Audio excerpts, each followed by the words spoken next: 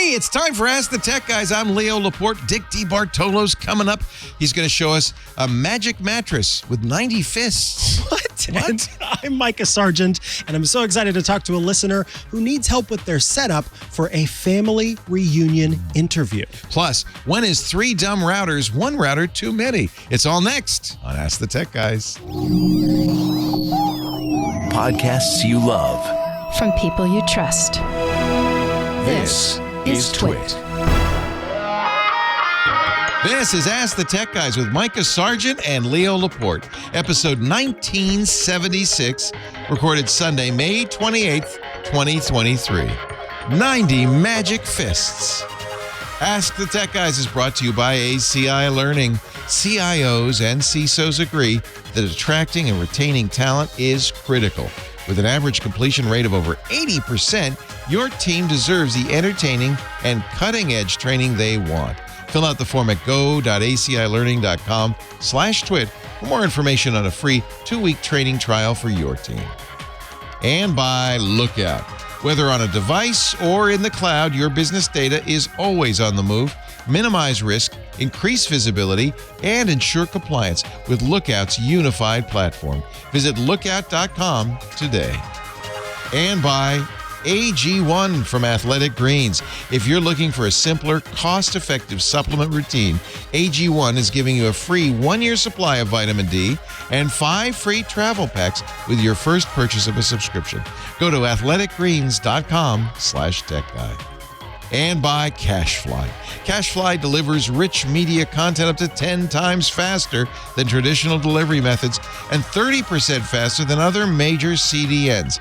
Meet customer expectations 100% of the time. Learn how you can get your first month free at cashfly.com. Well, hey, how are you today? It's time for the Tech Guys.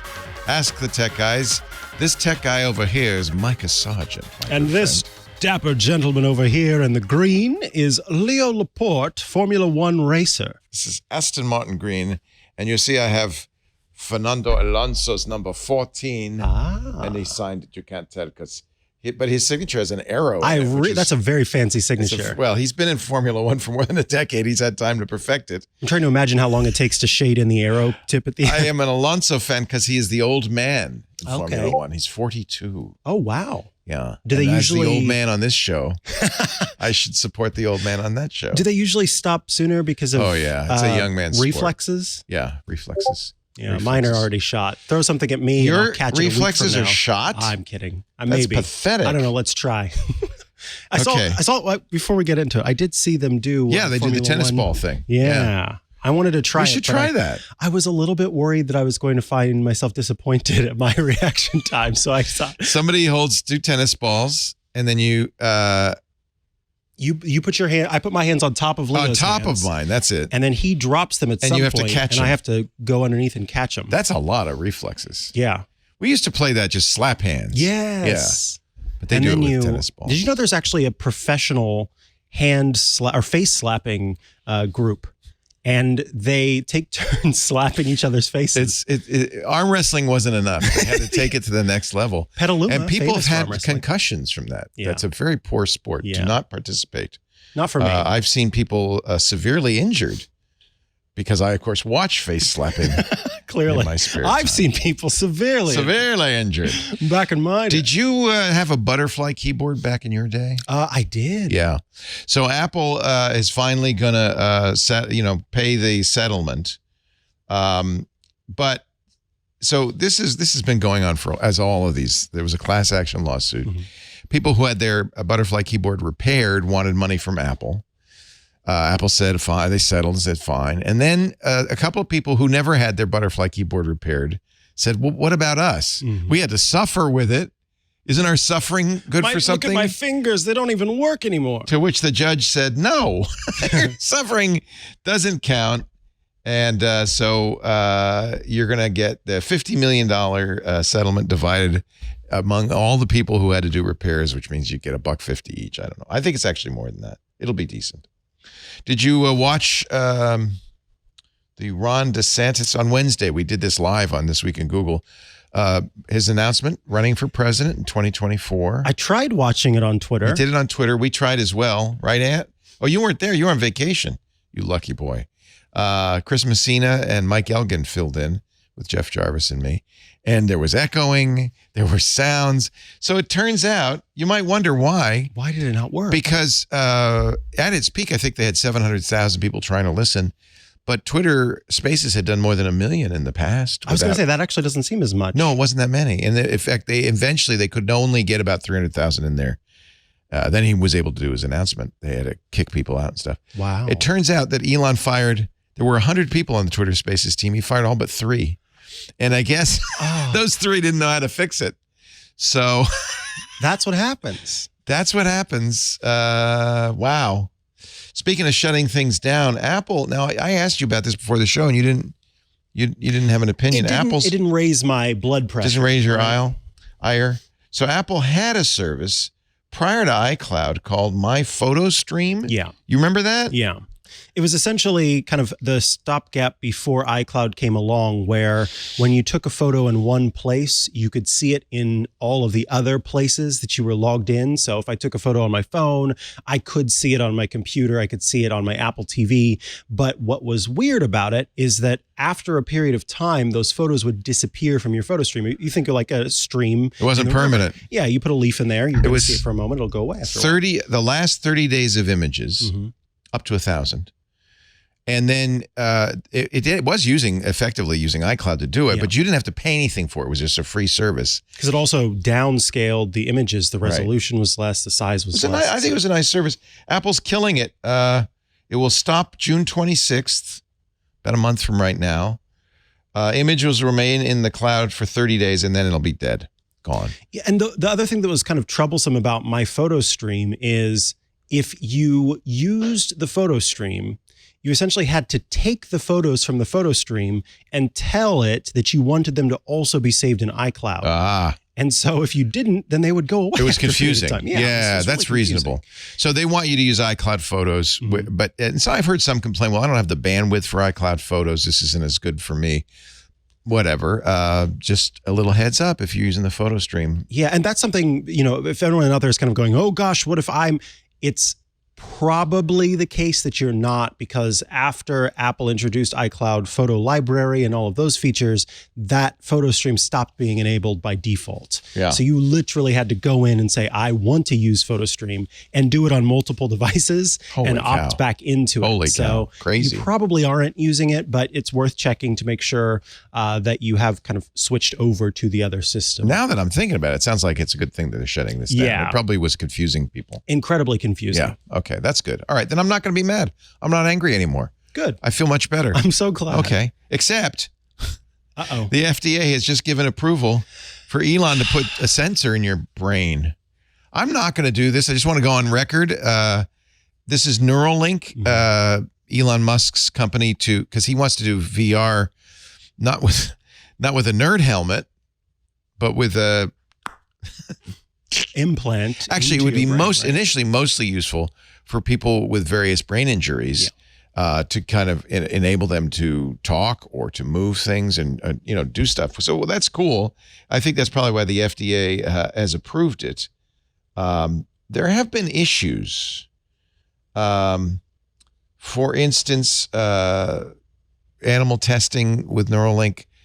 Elon's been accused of some cruelty there. I think there's an investigation going on there. The Department of Transportation is investigating Neuralink to see whether, this is weird, illegally transported dangerous pathogens on chips removed from monkey brains without proper containment measures. Don't know why that's DOT, but it is. So, okay. Also, the Department of Agriculture is investigating those animal welfare violations. But the FDA says, that's all right. Just put it in your brain. Are you going to volunteer? Heavens no. Okay, just thought. No. Okay. I'm actually doing a marathon right now, rewatching the Jurassic Park films. And this smells of it's Jurassic quite a marathon. Park in the sense, how many of those are there? There are 6 films. 6 of them. Yeah. Isn't there a line in the first one where the tall guy, what's his name, says... Oh, it's Jeff Goldblum. Jeff Goldblum says, just because you can do something doesn't mean you should. It's something like that. Scientists never stop to think just because you can do something that you should do something, and that's a great line in that movie. Yeah, and what is it feels like you're saying you have the people that are coming, and their job is to make sure that you're following procedures and following all of the science, and then the person at the top goes, we're doing it anyway. And that's how you get. Apparently that's what Burke has decided, that I'm doing it anyway. That. You see that? He says, I'm getting that. Oh, you're getting it. I'm getting it. So we were doing good news, bad news, good news for Elon. So the bad news was Twitter. The good news was Neuralink. Is it? Ish. Not for Elon, it's good news. This is even better news. The world's best-selling car. This is wild. In the first quarter of 2023, the Model Y, the Tesla Model Y. First time an EV has ever been the best-selling car in the world. What qualifies as best selling? It means that it's sold more models than others, or it's sold at a faster rate than others. Because that was my, kind of curiosity is what do you get? What do you have to do? You're to asking become a difficult question. I know. I'm sorry. I had to do the probing question. Model didn't I? Y sales, but is it dollars or units? It's got to be units. I'm imagining it's units. Because dollars, cheap car, expensive car. That wouldn't make any sense. Best-selling vehicle last year in California and Europe. Fourth best-selling in China. This was last year. But Tesla's number one sales. Model Y had it's unit sales. 267,200 sales in Q1 in 53 markets. That's ahead of, what do you think the number 2 car is? Something from Toyota. Yeah, Toyota Corolla. Very good.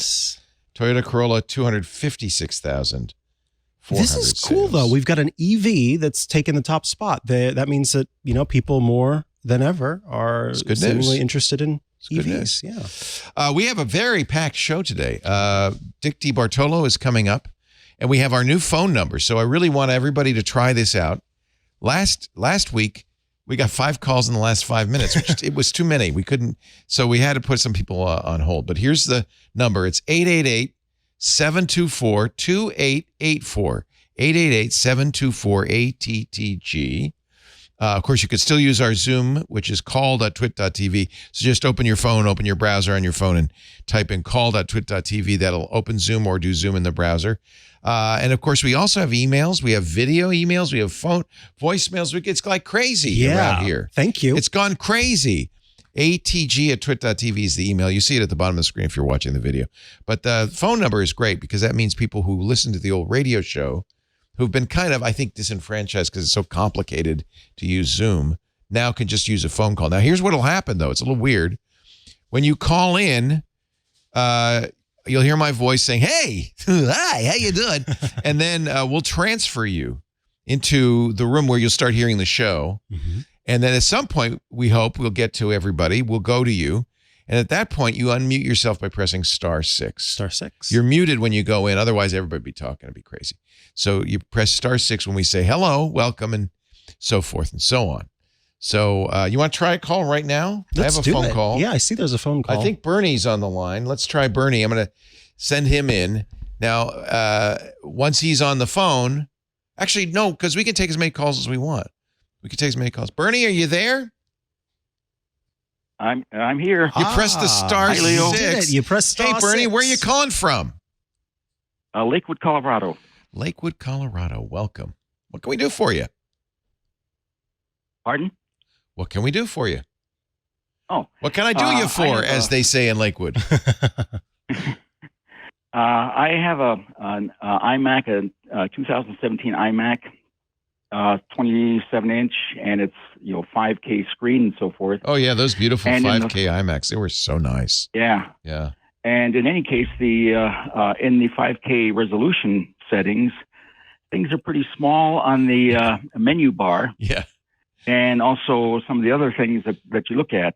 And I've been able to make them somewhat larger by going through the proper procedures, but they're still really small. And so I wonder is there an app that can make that kind of stuff larger? First of all, and I'll let Mike handle that, but first of all, you never want to run the 5K monitor at 5K. Yeah. Because not only everything's too small.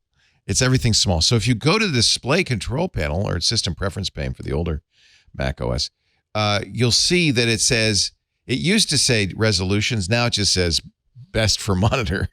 Choose best for monitor. And what that is a screen doubled. So instead of being 5K, it's 2.5K. So everything's twice as big as it would be if it were native resolution. And you might say, well, what did I buy a 5K monitor for? Well, when you do photos or movies or editing, there are a lot of situations where the screen will display at 5K. The times you want it to. You don't care if the menus or the icons are 5K. And in this case, you don't want them to be because they'll be too tiny. So the first thing to do, and it may still be too small for you. I'm not saying it's not. But the first thing is to make sure you're on in the system preferences best for, what is it, best for monitor? It's called default now, but default, yeah, it used to be best okay. for monitor. Yeah. So if that's still too small, there's way you can make it even bigger. Yeah, and the first thing I want to do is tell everybody about a little secret tip. Typically, when you open the displays menu on your Mac, you're going to see 3 or 4 little thumbnails. There'll be one that says larger text. There'll be one that says more space, one that says default, and then there's one in between larger text and default. If you right-click while you're over any of those little thumbnails, you'll see an option that says show list.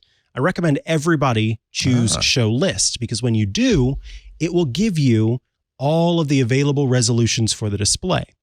And there's actually a toggle that pops up that says show all resolutions. So by default, it's going to show you some resolutions that kind of make the most sense for the display. But if you turn on show all resolutions, you can suddenly get that screen pretty big. I can go all the way down to 960 by 600.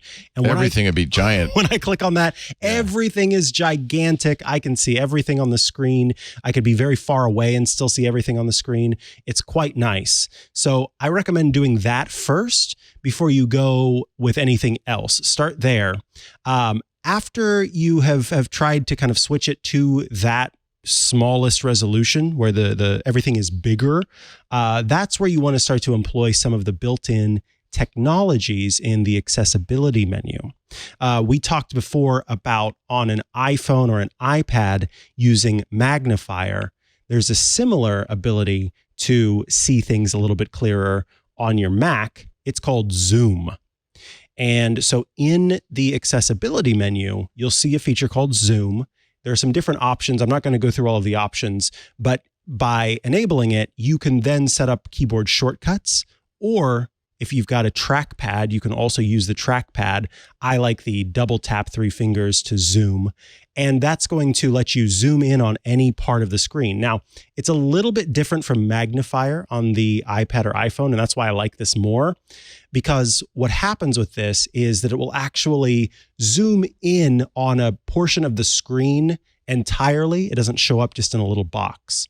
So again, let's start with in displays, showing all the resolutions. Try that first. Do default first. Yes. See if it's okay. Choose default and then go down from there. And then if you don't want that, that's where the accessibility setting will come in handy. Twisted Mister asks a question a lot of PC users ask in our IRC chat.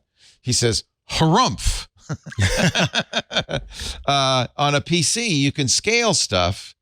Why doesn't, he says, doesn't Mac have scaling like Windows? You're better off running at a native resolution. And this is the problem. On a PC, you might have been used to native resolution. On the Mac, you don't. Go ahead, Bernie. What did you want to say? Yeah. Basically, I've got Boot Camp on this.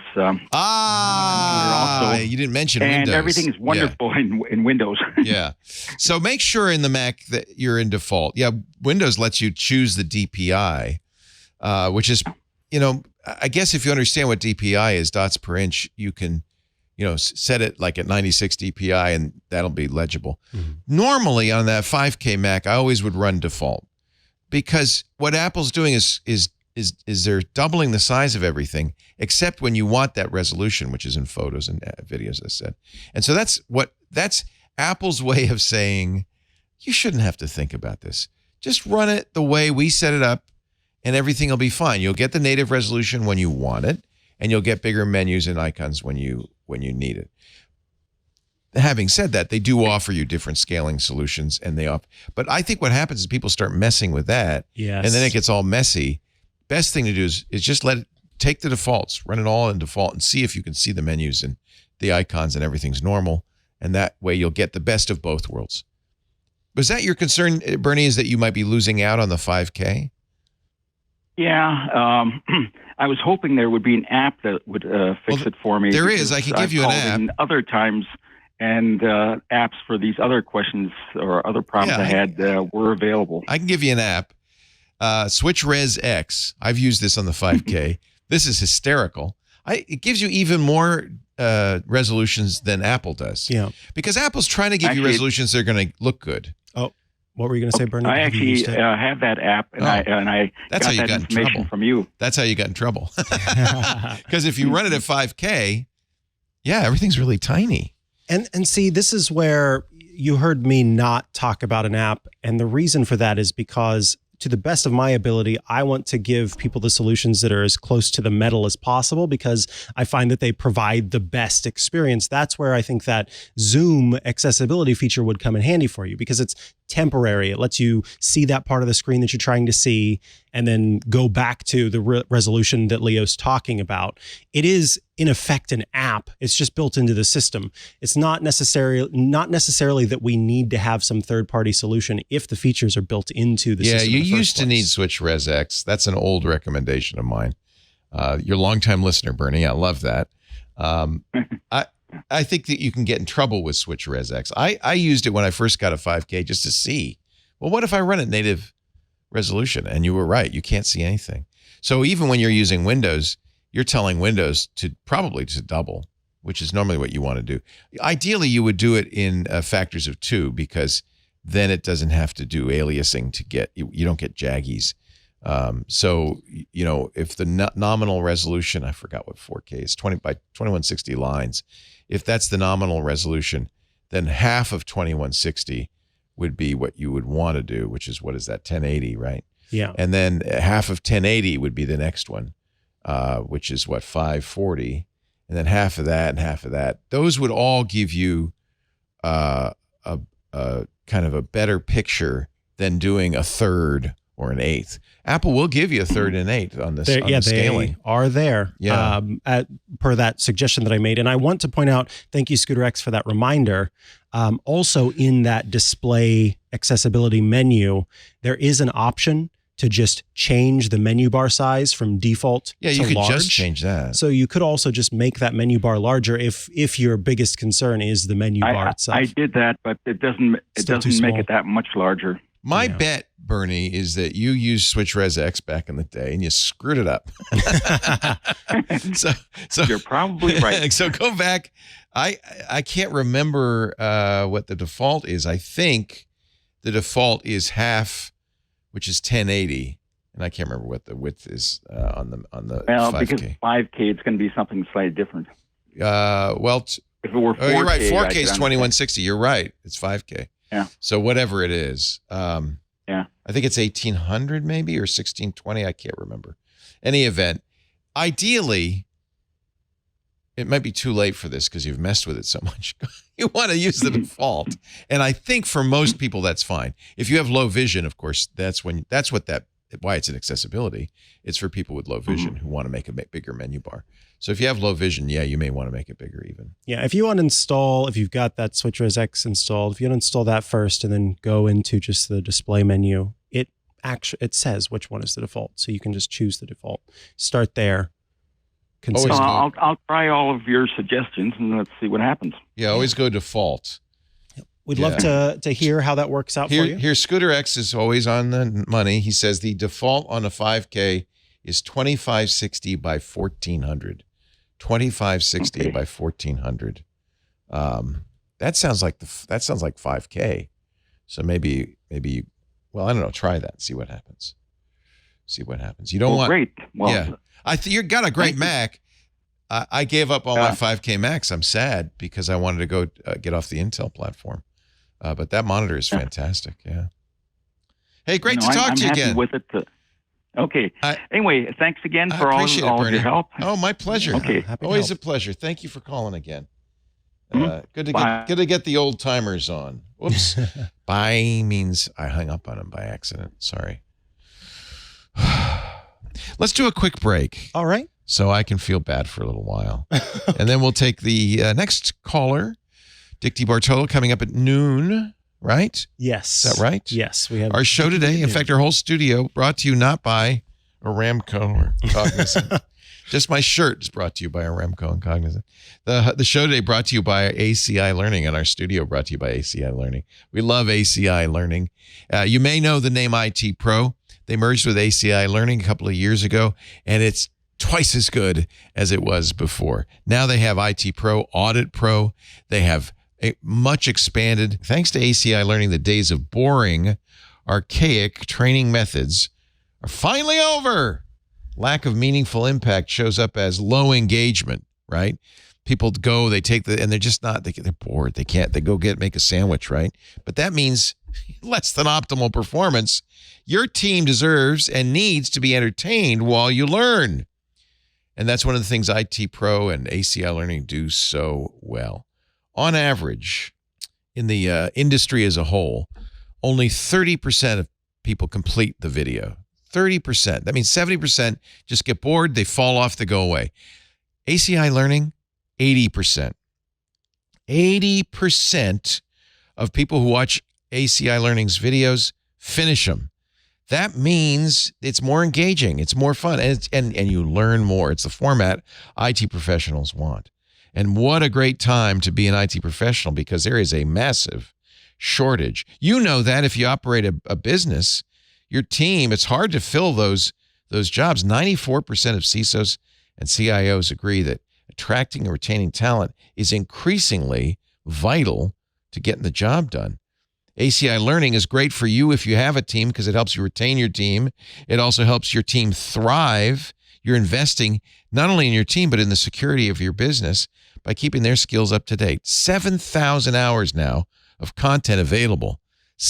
And they're running those studios down at that beautiful Gainesville, Florida facility 5 days a week, 9 to 5, to create the latest content. Why? Because tests change, software changes. There are new certs all the time. Your enterprise needs cohesive, cutting-edge training to keep your team compliant and ahead of the pack. You could choose an existing course or let ACI Learning combine modules for a tailored solution. They can even custom design a course to address your specific needs. Service first at ACI Learning. And you'll love ACI Learning's private bootcamp. This is something new. To train your team alongside the most passionate and best subject matter experts certified in the latest version of each certificate. That's fantastic. Full access to advanced reporting, of course, via ACI Learning's Pro portal. That's so good. You could track and manage your team's results, manage seats, assign and unassigned team members. You get great visual reports that makes it easy to prove that this spend is worth it. ACI Learning, they train thousands of aspiring tech and cyber professionals every year, including providing scholarships to individuals from diverse backgrounds, those transitioning out of military service into civilian careers. Join the always-on tech training solution. It's a rapidly changing world of technology, but ACI Learning is your partner, making sure you keep up to date, your team keeps up to date. Learn more about ACI Learning's premium training options across audit, IT, cybersecurity readiness. The site, go.acilearning.com/twit. Please use that address so they know you saw it here.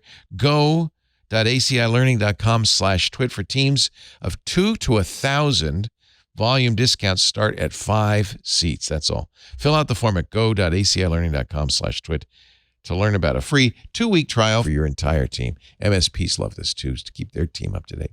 Go.acilearning.com. We thank them so much for sponsoring our beautiful studio and for bringing us the best training out there. See that? ACI Learning. It says it right there.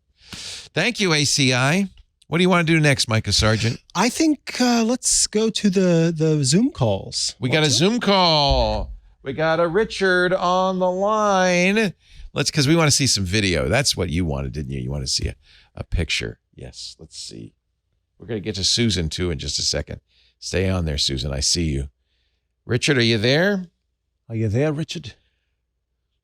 Oh, might be, yeah. Was it a flicker? There was a flicker. Was there a flicker? Sorry about that. Had the mic muted. Oh, easy peasy. What's up, Richard?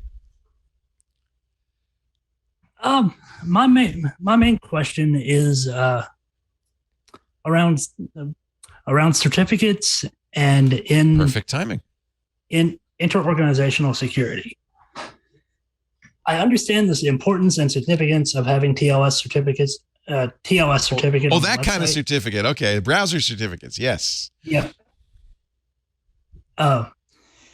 However, I'm a little perplexed as to actually how do I go about getting it. I know I need to purchase one from our organization. You don't actually. So let's talk about this. Okay. So the way certs work in your browser, it's a public key crypto, right? There's a public key, there's a private key.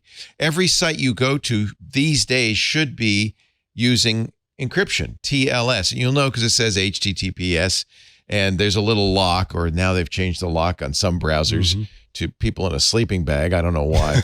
But nevertheless, you should know that it's a site is secure. You also asked, though, about intranets,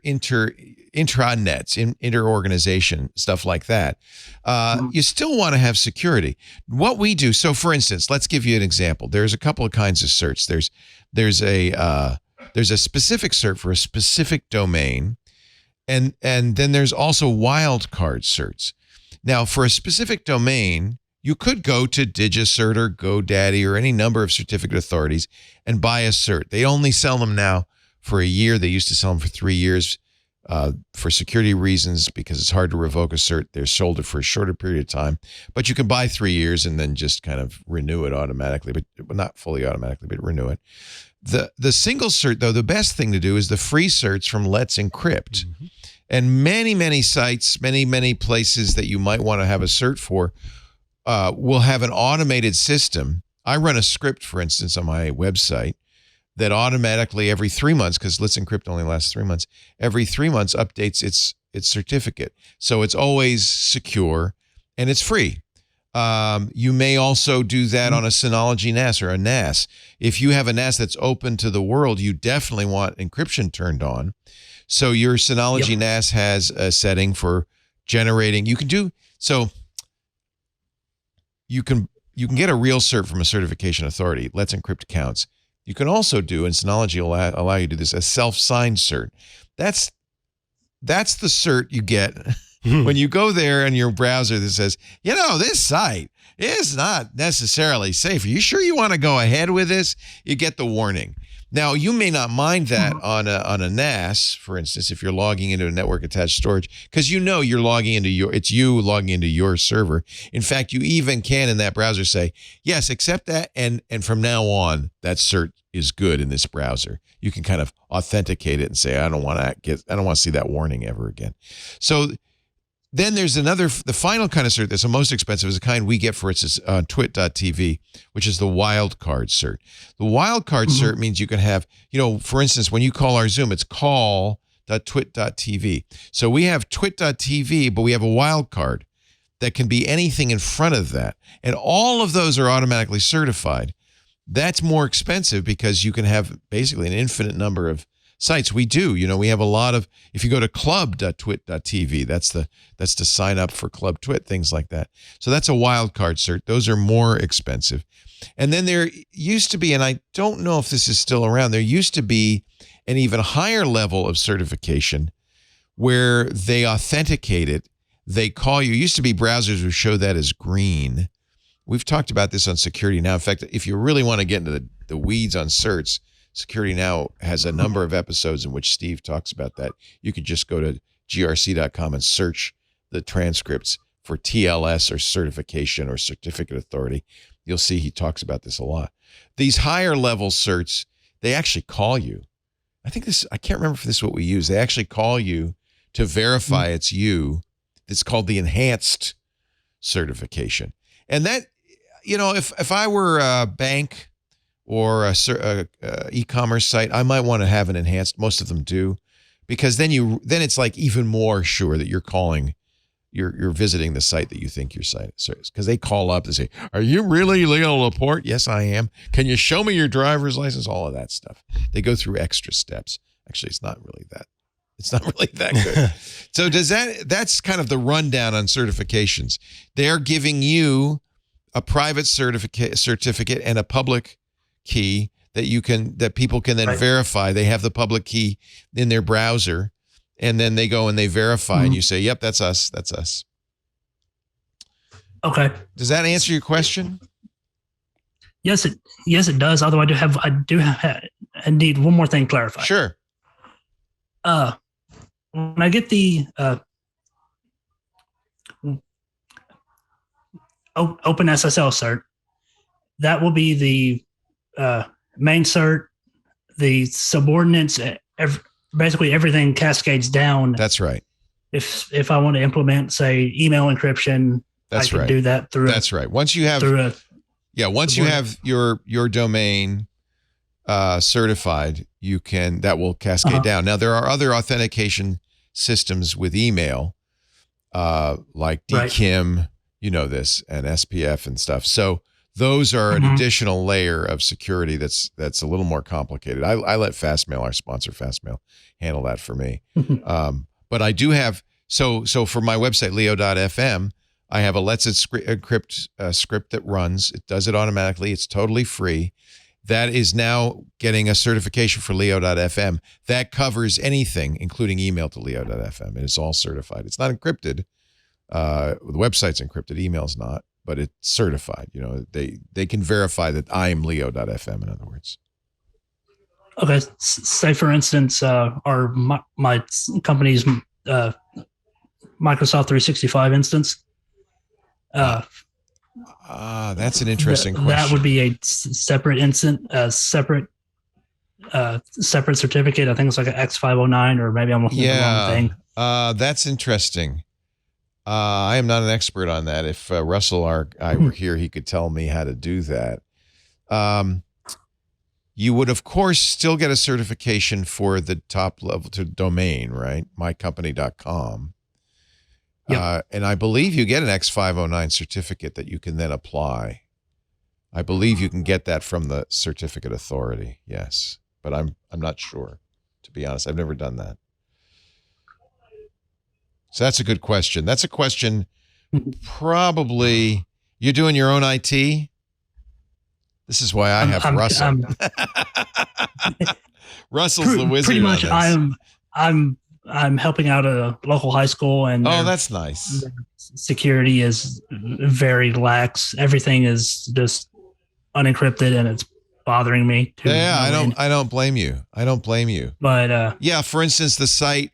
So they have Microsoft 365, and they have kids using their browsers to get in, and you definitely want to apply that. I think the X509 is the cert that you get. I think you can get it from the certificate authority and apply it somewhere in those settings for your Microsoft server.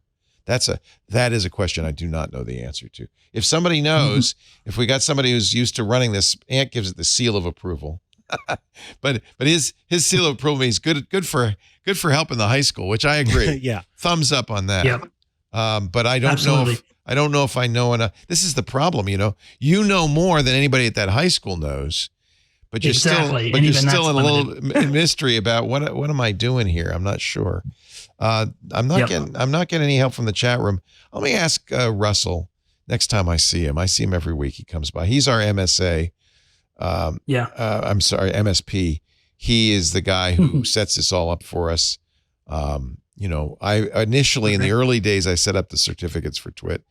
I don't do that anymore. I do it for myself, but I don't do it anymore.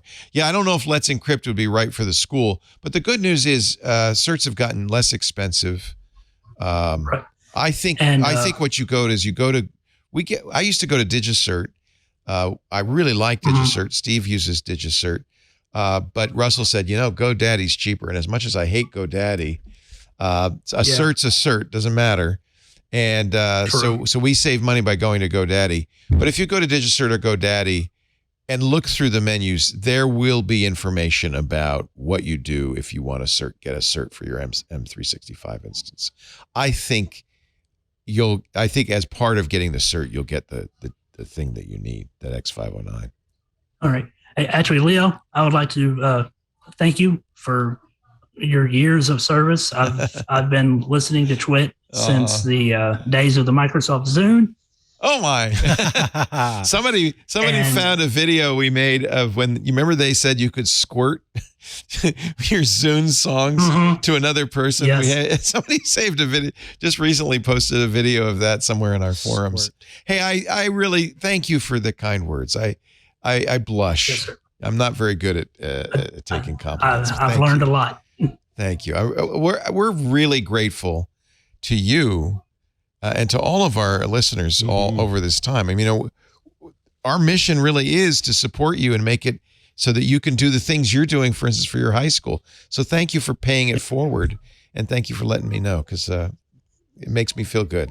That's the real reason we do it. Have a great day. You're quite welcome. Thank you. All right. Take care. Now, let me see here. I think we have time for one more. We can go to Susan. I want to go to Susan. She's been very patient. She's got her hand up. Susan, we're going to bring you in via the magic Stargate and get you on the show here. There's Susan. Hi, Susan. Hello. Where are you calling from? I am in Longmont, Colorado. Nice. Our second Coloradan of the is now Longmont up in the mountains there. Are you at a high altitude? No, I'm about 20 minutes north of Boulder. Oh, I love Boulder. Boulder's amazing. My kid went to school there. I really love Boulder. Nice. Yes, I recall you saying that. Yeah. Yeah. Beautiful. See area. you at Boulder. Yeah, it's lovely. Yeah. Well, what can we do for you? I retired about a year ago in January from a career in local government, and now I'm reinventing myself as a photo manager.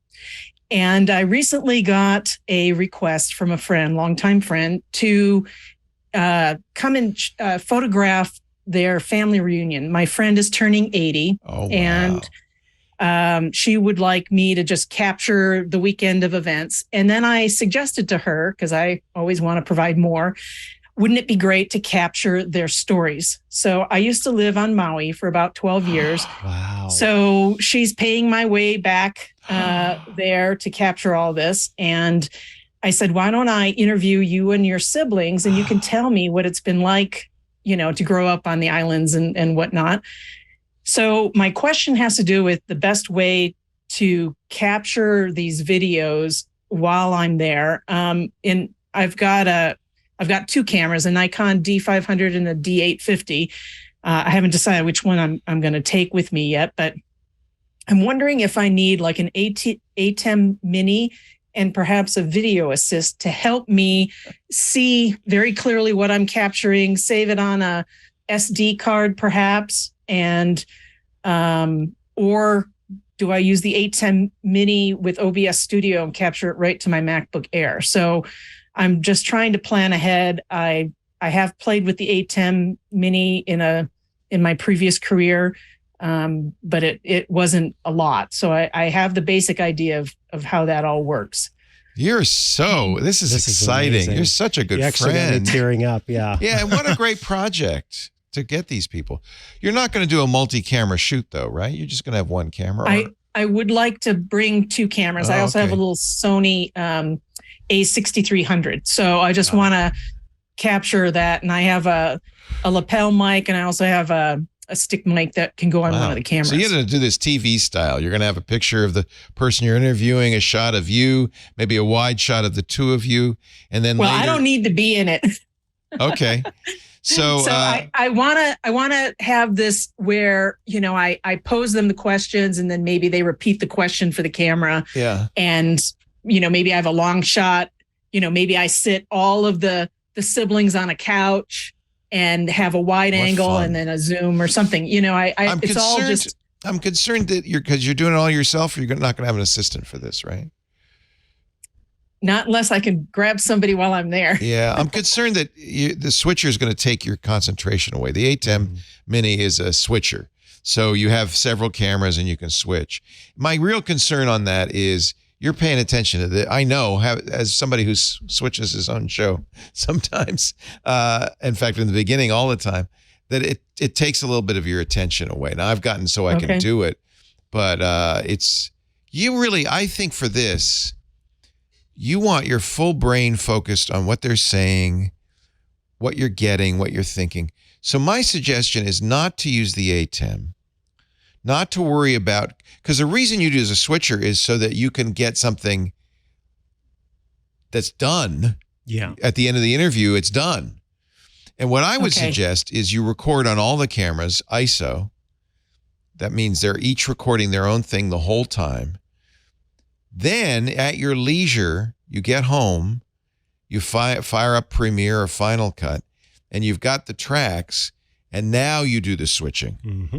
Because Gotcha. you got Okay. the interview and, you're really focused on listening to them. And because one of the most important things is you're going to have those follow-ups, right? You're going to say, well, Aunt Matilda, you remember the time you went down to the sugar plantation and they gave you a cup of honey from the bees and she starts talking and you're listening and she says something that triggers something. You don't want to be going, let me switch camera 1, camera 2. You don't want to be doing that. You want to be listening and saying, oh, well, tell me more about that. And you're going to want to watch the faces of all the people because they're going to give you input.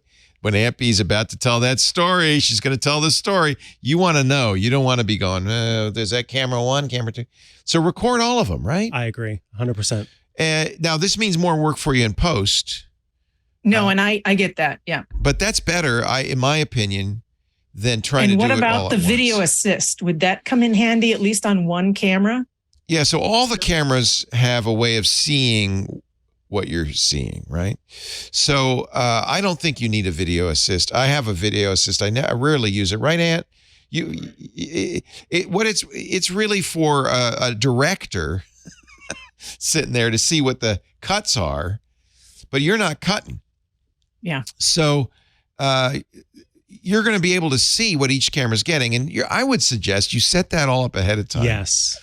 And then you can just sit down and really look at them and focus on what they're saying and just say, well, unless they move, if they move, you're going to have to say, hold on, I got to move the camera. But as long as they stay where they, roughly where they were, you can check from time to time. But I think if it's just you, the way I would do it, that's where an assistant might be helpful, is if you say, hey, cousin Ed, could you just make sure if anybody moves that we've got the camera pointed at their face? These are the 3 cameras. That way you can pay attention. Cousin Ed can make sure he's got the shots and that everything's recording. I would say as little challenge during the recording as possible. Yeah, and I think if you're going to allocate any of this budget that you're thinking about allocating, it would be to a good audio recorder. Audio's key. So, Yeah. You're thinking about using the lapel mic and another mic. Make sure that the audio that you're capturing, not necessarily into the camera, but to its own device. That way, you do have that audio that's separate. So even if something were to, God forbid, go wrong with the video, you would have that. Well, and even then, good video requires good audio. Absolutely. People are listening to what Aunt Ethel's saying. That's the most important thing. Mm-hmm. What I would recommend looking at, Zoom makes a variety of really useful tools. I have, and I have it at home, the Zoom F3. This is for 2 microphones, but that's $300, but they make an F5 for more microphones. And this is just an audio recorder, but it's a 32-bit float audio recorder. And we've talked about that on the show before. You cannot overdrive it. So you don't have to worry about how loud they are. You can overdrive the microphone. Maybe not. A lapel mic. Yeah, I guess that's all right. But these require professional mics, the Canon plugs that plug in. You can get Zooms that have multi-directional microphones. When All About Android went down to Google for that interview, in case everything else failed, we had a Zoom with multi-directional microphones on the table, so we'd at least get the audio. And that does a pretty good job. It's going to have a lot of room sound in it. So the lapel mic would be better. Notice how we do it. We have these big fat mics in our face. And that's because I hate TV audio. I never knew how bad TV audio was until Meet the Press did a podcast, just an audio podcast. And I listened to it. I'm hiding mine. Yeah, you sound really good. I know you know what you're doing. So, I would even consider doing something like this, sitting them down and having good microphones connected to a Zoom field recorder. Mm-hmm. Now you're going to have superb audio. And you're going to have video of all of them. And all of the applications that are out there, these big applications, they all have features built in that help you with this multicam thing. You may already be aware of this. So syncing it up will all kind of, it almost is always automatic, which is great. Maybe some slight adjustments that you make. And also we'll include in the show notes, Ant has linked to a video that he did about multicam editing in Premiere. So if you choose to use Premiere, Ant Pruitt can help you out with that with his video. So both Final Cut and Premiere let you do multicam as if you were sitting there after the fact. Yeah, so you can switch. You got all the videos, and now you can focus on the switching. Without an 810 mini, you do it at your keyboard, but you can go, okay, camera 1. Okay, now camera 2. Oh, here comes Aunt Ethel, camera 3. You could do that too. Great. And then since Ant is around, maybe he can guide me. Is the D500 or the D850, what would be his preference that I take? They're both. And then the other smaller one I would do is the Sony A6300. I'm seeing thoughts. 850, he says. He likes the bigger the number, the better, right? Better sensor. Better sensor. It's a better sensor, and I think they both do good video. Remember, you don't on a full frame sensor is more than 4K, so you've got extra pixels. So even an APS-C is going to give you excellent video. Okay, I think and either of those or both. I would say bring all three of them, and then you need tripods. So spend money on tripods and sound. Put them on the tripods. And then I may see if I can find a place out there to rent them for the day or something. Yeah. You don't want to ship tripods. I had a good friend, a professional photographer, who said, I don't ever bring a tripod with me. I buy the cheapest tripod I could find and I leave it behind. Because a tripod is just something to hold it steady. It doesn't really need to be carbon fiber, lightweight with a head and all that. So yeah, I think setting up, say, 3 cameras, and having them sit on a couch, say, don't move too much. Lapel mics are fine. These kinds would be even better. And the problem is, of course, lighting. You don't want to make it too unnatural of a setting or they get really self-conscious. So do it during the day, maybe even outside where there's nice natural lighting, or at least big windows so you can get a lot of light in there. I think you're going to have something very special. You're already doing a better job than most people. And what? I don't know about doing it outside in Maui with all of the wind. All the wind, too much wind, huh? So yeah. Natural light, but indoors. Yeah, big light. Maybe they have a bay window somewhere and you can sit them, not in the bay window, but you want the light coming in from the side next to the bay window. So I'll have to plan that a little bit. What she's planning to do is there's a new campground which didn't exist when I lived there. I left in 93, so I've actually been in Colorado since then, but it has a bunch of tentelos, so it's not glamping to that extent. There's cots, and then you have a wooden canopy kind of. Nice. Is that on the North Shore? Where is that?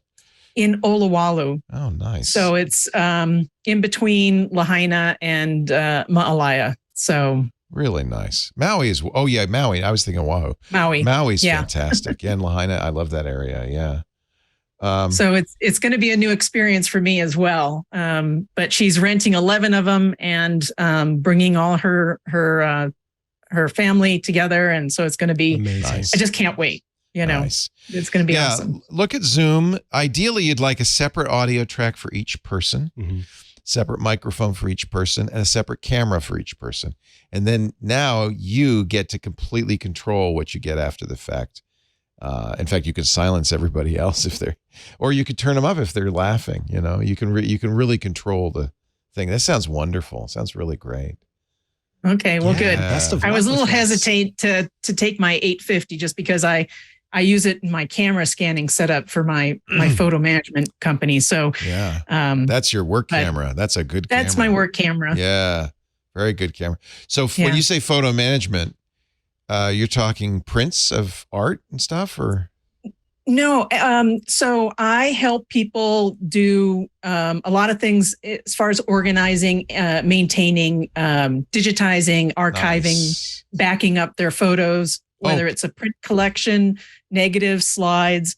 I also can help people, declutter and dedupe their current photo libraries, whether it's Apple or Android. Oh, how great. What a great service. It's That's the great. Organize, sort, and backup, basically. You're still doing public service, aren't you? Yeah, it really is. That's really great. I love that. Yeah. Well, media is starting to degrade, and That's right. people are losing their tapes. So Yeah. I also do video conversions and things like that. Oh, that's really great. Well, it's so nice to talk to you, Susan. Thank you so much.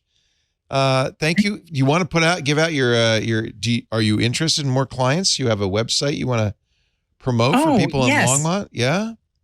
I would love to do that, because I'm always able to help people wherever they are, with remote technology today. Cool. So my business is saveamemory.photo. Saveamemory.photo. What a great address. Yep. All right. I just typed it in. Look at that. Good for you. This is a great little business you got here. Maybe not so little. It's a great big business you got here. This is great. We need this. And after doing this radio show for 20 years, I know how much people want this. We're all sitting on boxes of photos and stuff that we want to save. And to see my client's face and reaction when I give them back this nice package, like you just passed that screen there, where I took all those photo albums out of those photo albums. I used my camera to capture them all. I do photo editing, color correction, cropping. And then they go back into those archival quality boxes. And so when I show people that, I've added the metadata, I backdate the scans. So it comes in the 30s or the 40s. Oh, that's awesome. So when they upload it to any current library structure, they can go back and see their photos from any generation. How did you get into this? This is really interesting. It just ties my love for photography and my background in IT. So I've been in IT well over 30 years. I taught myself graphic design in the 90s, and then web design from HTML, and then I became the city's webmaster for 24 years, and that's what I retired from. But then it also included learning video, social media, accessibility, just you name it. So I'm now taking all those skills and massaging it into this photography organization management. This is why I love our audience. I am amazed. Isn't it amazing? Yeah. Susan, thank you so much. Saveamemory.photo is her website. I bet you're going to be a few people calling you. That's really great.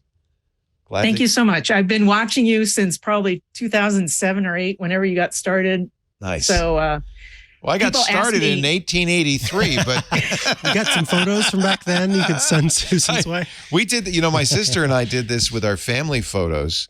We had slides. My mom and dad loved taking slides. So we had carousel after carousel. There may be 30 different Kodak carousels. And, my mom had them in the closet, and we would have slideshows once every 10 years. We'd have a slideshow.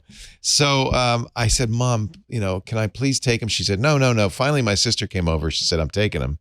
Got them scanned. Everybody has them. Everybody in the family has them. They got nicely cleaned up. And then the latest thing I did, my mom's 90 now, is I got her a nice big screen Amazon Echo. And I set it up so it's on my account so that it has all of those. There's more than 1,000 photos. That's great. And every time I call her, she said, I just saw a picture of you and your sister when you were 4. And she loves them. It's for her at her age, because her memory's kind of going, just having that continuous slideshow of memories, just warms her heart, and it makes me so happy. So this is a great service you're providing. I think it's so good. And with the new AI features in Lightroom and Photoshop, and I have some other software I use, I can even take, scans of negatives and slides that we thought back then were like the bomb diggity, right? Yeah. They were so sharp and clear, but yet they weren't. Yeah, they're terrible. But now I can sharpen your faces and just make it look like it was taken yesterday with an iPhone. So this is one area where AI is really remarkable. And Adobe's Firefly, and they've just added now new AI features. Generative fill. Generative, yeah. That is incredible. You can outfill mind-blowing pictures and stuff. This is really a good use of AI, I think. Yeah. Yes. Thank you, Susan. Thank you. Let us know how it goes. Send us an All right, email or you're something. bomb diggity. Yes, You're bomb I diggity. agree. Thank you, Susan. All right. I tell you what, that was a nice That was great. way to do a call. And now we're going to bring in another bomb diggity. our own Giz Wiz himself, Dick DeBartolo, Mad Magazine's maddest writer. He does the Giz Fizz every Wednesday after This Week in Google. Wednesday evenings around 5 p.m. Pacific, 8 p.m. Eastern time. And he joins us every month with a gadget or a gizmo. Hi, Dickie D. Hello. Leah, how are you? I'm showing you off my new mic here. This is the professional, the Pro mic. Wow. Yeah, it's pretty interesting. Pro Mic X. It's a prototype. No, that's the Plus. Oh, It's that's the a Pro mic. plus. I see. X plus. It's just 45-degree difference. I like the cord. It's braided. Yeah, and Oh, you yeah, call Dennis yeah. upstairs with that? What do you do? Yeah, with that? exactly. Yeah, Yes. you know, I used to use string, but it's amazing when you switch to a thicker rope. The quality. Did you goes do that way as a up. kid? Even as a kid, I thought this is the dumbest thing ever. You take 2 tin cans and connect them with string and you talk to them. Oh, I did. Did you ever do that? Yeah. And you did that too? I absolutely. All those little tricks and things I would see in little magazines, and I always wanted a gotta try it. walkie-talkie. I was Oh, always, I had that too. yeah, I was always more and a tech-focused. CB radio. CB, breaker 19. Well, what do you got? What am I going to spend my money, hard-earned money on? You're gonna want to buy this first gadget, okay? So Pepcom, 2 weeks ago, Pepcom had a show here in the city called Home Now, Well Now, with gadgets for the home and the bedroom. And do you know the company ZVOX? Yeah, I know that name. Yeah. Oh, okay. ZVOX builds, they originally were doing hearing aids where Yes. they could take conversation and blur the background noise. And then one time the CEO, Tom, said, you know, if we made a sound bar using this, people could hear dialogue in the movie and then suppress the background and hear dialogue better. Oh, I get so many calls from people saying, Oh, help yeah. me. I can't hear what's going on. Well, this is why this is especially good for you. So when COVID started, What do you mean for me? no, you'll listen to the rest of the story. All right, go ahead. Okay. COVID started. Okay. Yes. Tom's mother is in her 90s. And since they were not seeing each other in person, he Yeah. sent her an iPod. Very nice. Okay. And they would talk. And the mother kept saying, I love seeing you. I have trouble hearing My mom you. says the same thing. So he said, let me just. I got her headphones. And Yeah. I always have to say, Mom, use the old iPad that has a headphone jack. Oh, wow. Because she has a new one that doesn't have a headphone jack. When we talk on FaceTime and she can wear the Yeah. headphones. But you know what? This might be better. So he said, let's take the technology out of the sound bar Yeah. and build a little cordless Bluetooth Oh, speaker. I'm sending this to Mom right now. Because it's This got is that great. conversation boost feature. Got it. Exactly. It also has a hardwire input if you need it, but it's Bluetooth. I've been using it just for a week now, and I love it. So I have 2 ways for you to get discounts on this. Okay. Okay.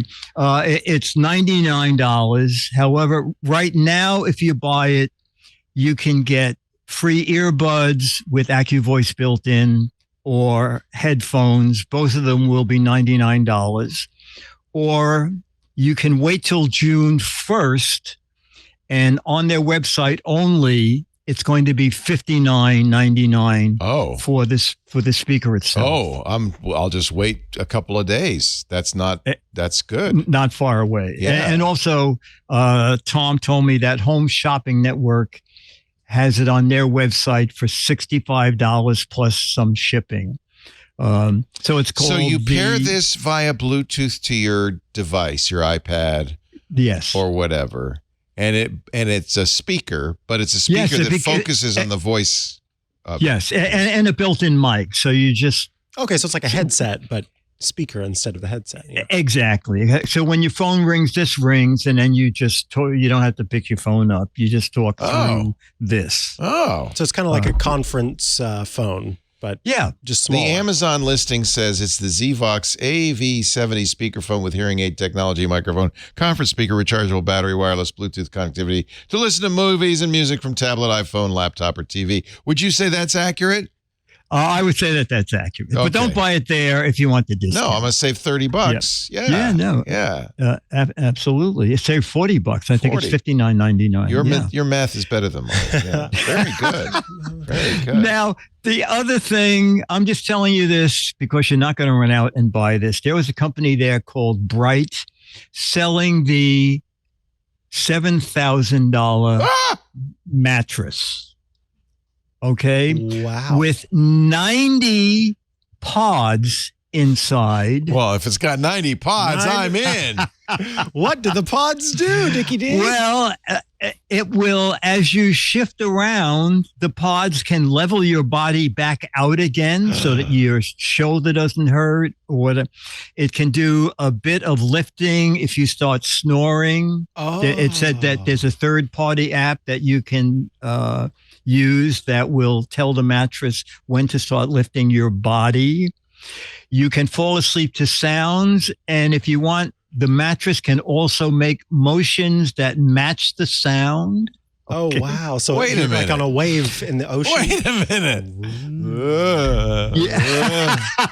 Well, I believe you only have 45 pods. So if you really, have- these set aren't it up pods. for These two are magic people. fingers. It's got 90 magic fingers in the bed. Yeah, well, they look more than fingers. They're quite, they fists. cover the whole mattress. Yeah. 90 magic fists. There's the title. Exactly. There you go. Wow. Yeah, but that's expensive. Did you buy one? No, what are you kidding? That would take I would have to move the furniture out of my house. To get, They'd have to take the roof off and lower it Yes, I via know. a crane. I said to the guy, I said, I'm very interested in this. If you can build one no bigger than this. Just for your head. Just for your head. Did you get on it, though? Did you try it? No, I did not. There were people jumping on it constantly. Yeah, so I I just spoke to the guy. Yeah. But also there are 5 cities. It's on the company website, and the link to their website is on my website. There are in 5 cities now. There are some high-end hotels that have these in the rooms. So if you wanted I'd like to to spend, try that. Me too. I would like to Here's try Dick at spend Pepcom. a night on one. Can you see the mattress moving? I mean, does it look like it's alive? No, Oh, no. thank God. It would be a little scary. You'd see this undulating. Honey? Yes, it would be. Those are little magic fists in the bed, it uses dear. Somnify. Okay. Oh, well. That's really. What's Somnify? Somnify is an audio service that you can listen to music that's got the binaural audio and all that magic. So it looks like it's pairing with them or partnering with them to provide the sound, and then of course doing those motions. You didn't know that, maybe you did, Dick, but this guy here, Mr. Micah Sargent, is a kind of a sleep buff. He's a big fan of the sleep. I do a lot of research on sleep. I used to have a subscription to the journal Sleep. That's how much I was into it. Oh my God. Yeah, really. Sleep is. I subscribed to that because I would read it and fall asleep on the second page. It works. So it does it's kind work. of a dual action Yes. magazine. Yes, exactly. I once thought about just reading it very quietly for a podcast, but then I thought the copyright issues would be. I don't want to mess around with that. ASMR sleep journal. $6,300 for a mattress sounds like a lot, but actually high-end mattresses like Tempur-Pedics are that expensive. I mean, and this. So is it? It's electronic. Yeah, absolutely, absolutely. And of course, the app keeps track of everything you need to know in your sleep. I think it's a great idea. They've got them in San Francisco, so I don't. Yeah, I want to try it. There you go. I want to try. There you go. I don't. It might get in a fight with my 8 sleep. You just like no, I'm in charge. No, I'm in charge. Yeah, my mattress can beat your mattress. You have to pick one sleep technology and stick with it. Very cool. Very cool. Excellent. Isn't that something? It's telling that we're all looking for better night's sleep. I mean, it's absolutely a third of our life we spend sleeping. A quarter, something like that. It's a lot. Oh yeah. 8, 16, 24, a third. If you get 8 hours sleep. Dick D, go if you want to know more about either of these things. Go to his website. In fact, he's got that coupon for the ZVOX. You got to get it there. Wiz.biz, gizwiz.biz. That's not the only reason to go to gizwiz.biz, though. He also has the What the heck is it contest, a chance to win an autographed copy of Mad Magazine. And this one ends at the end of June. So you got End about of June. Yes, month you have left. some time. I know what this is. No, you don't. Yeah, it's an earlobe piercer. Oh, that's handy. You You put never your know earlobe when in you there and you. people come over and you just pierce their Yeah, ears. sometimes for 'em. people want their ear pierced. Yeah. We all have two of them. Just give me one. Just give me one ear. Just take. All I need is one ear. Okay. You could try it on your nose. I don't know if it'd work. Oh, yeah. Don't. Only ears, please. No, I don't think that's what that is. It's not what it is at all. I don't. It looks electrical. It does. Looks like it's got a smile. I don't know what it is, but that's what That's the good. fun What is. the heck is it? I don't The know. fun of it is, what the heck is it? Get the right answer or the wrong answer, actually. So the way it works is there are 6 autographed Mad Magazines for the right answer. And if more than 6 people guess it, then he'll do a drawing. But there's up to 12 for the wrong answer if it's funny. Judges' decisions are final. All the rules, the information, the picture, and how to play at the website, gizwiz.biz. So click the GizWiz Visits the Tech Guys for the information about the mattress and the speaker and the what the heck is it. There's also other stuff. The gadgets Dick shows on the World News Now. And Dick's got all sorts of fun merch, including Mad Magazine and Match Game collectibles.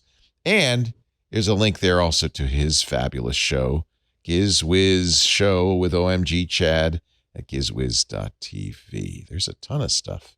Looks like you were just on ABC again recently, yeah? Yes. Okay. What'd you show?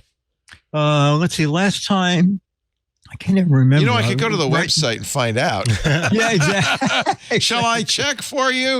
Exactly. Oh, look, a portable baby rocker fits any stroller. Yes. Looks like a rocket.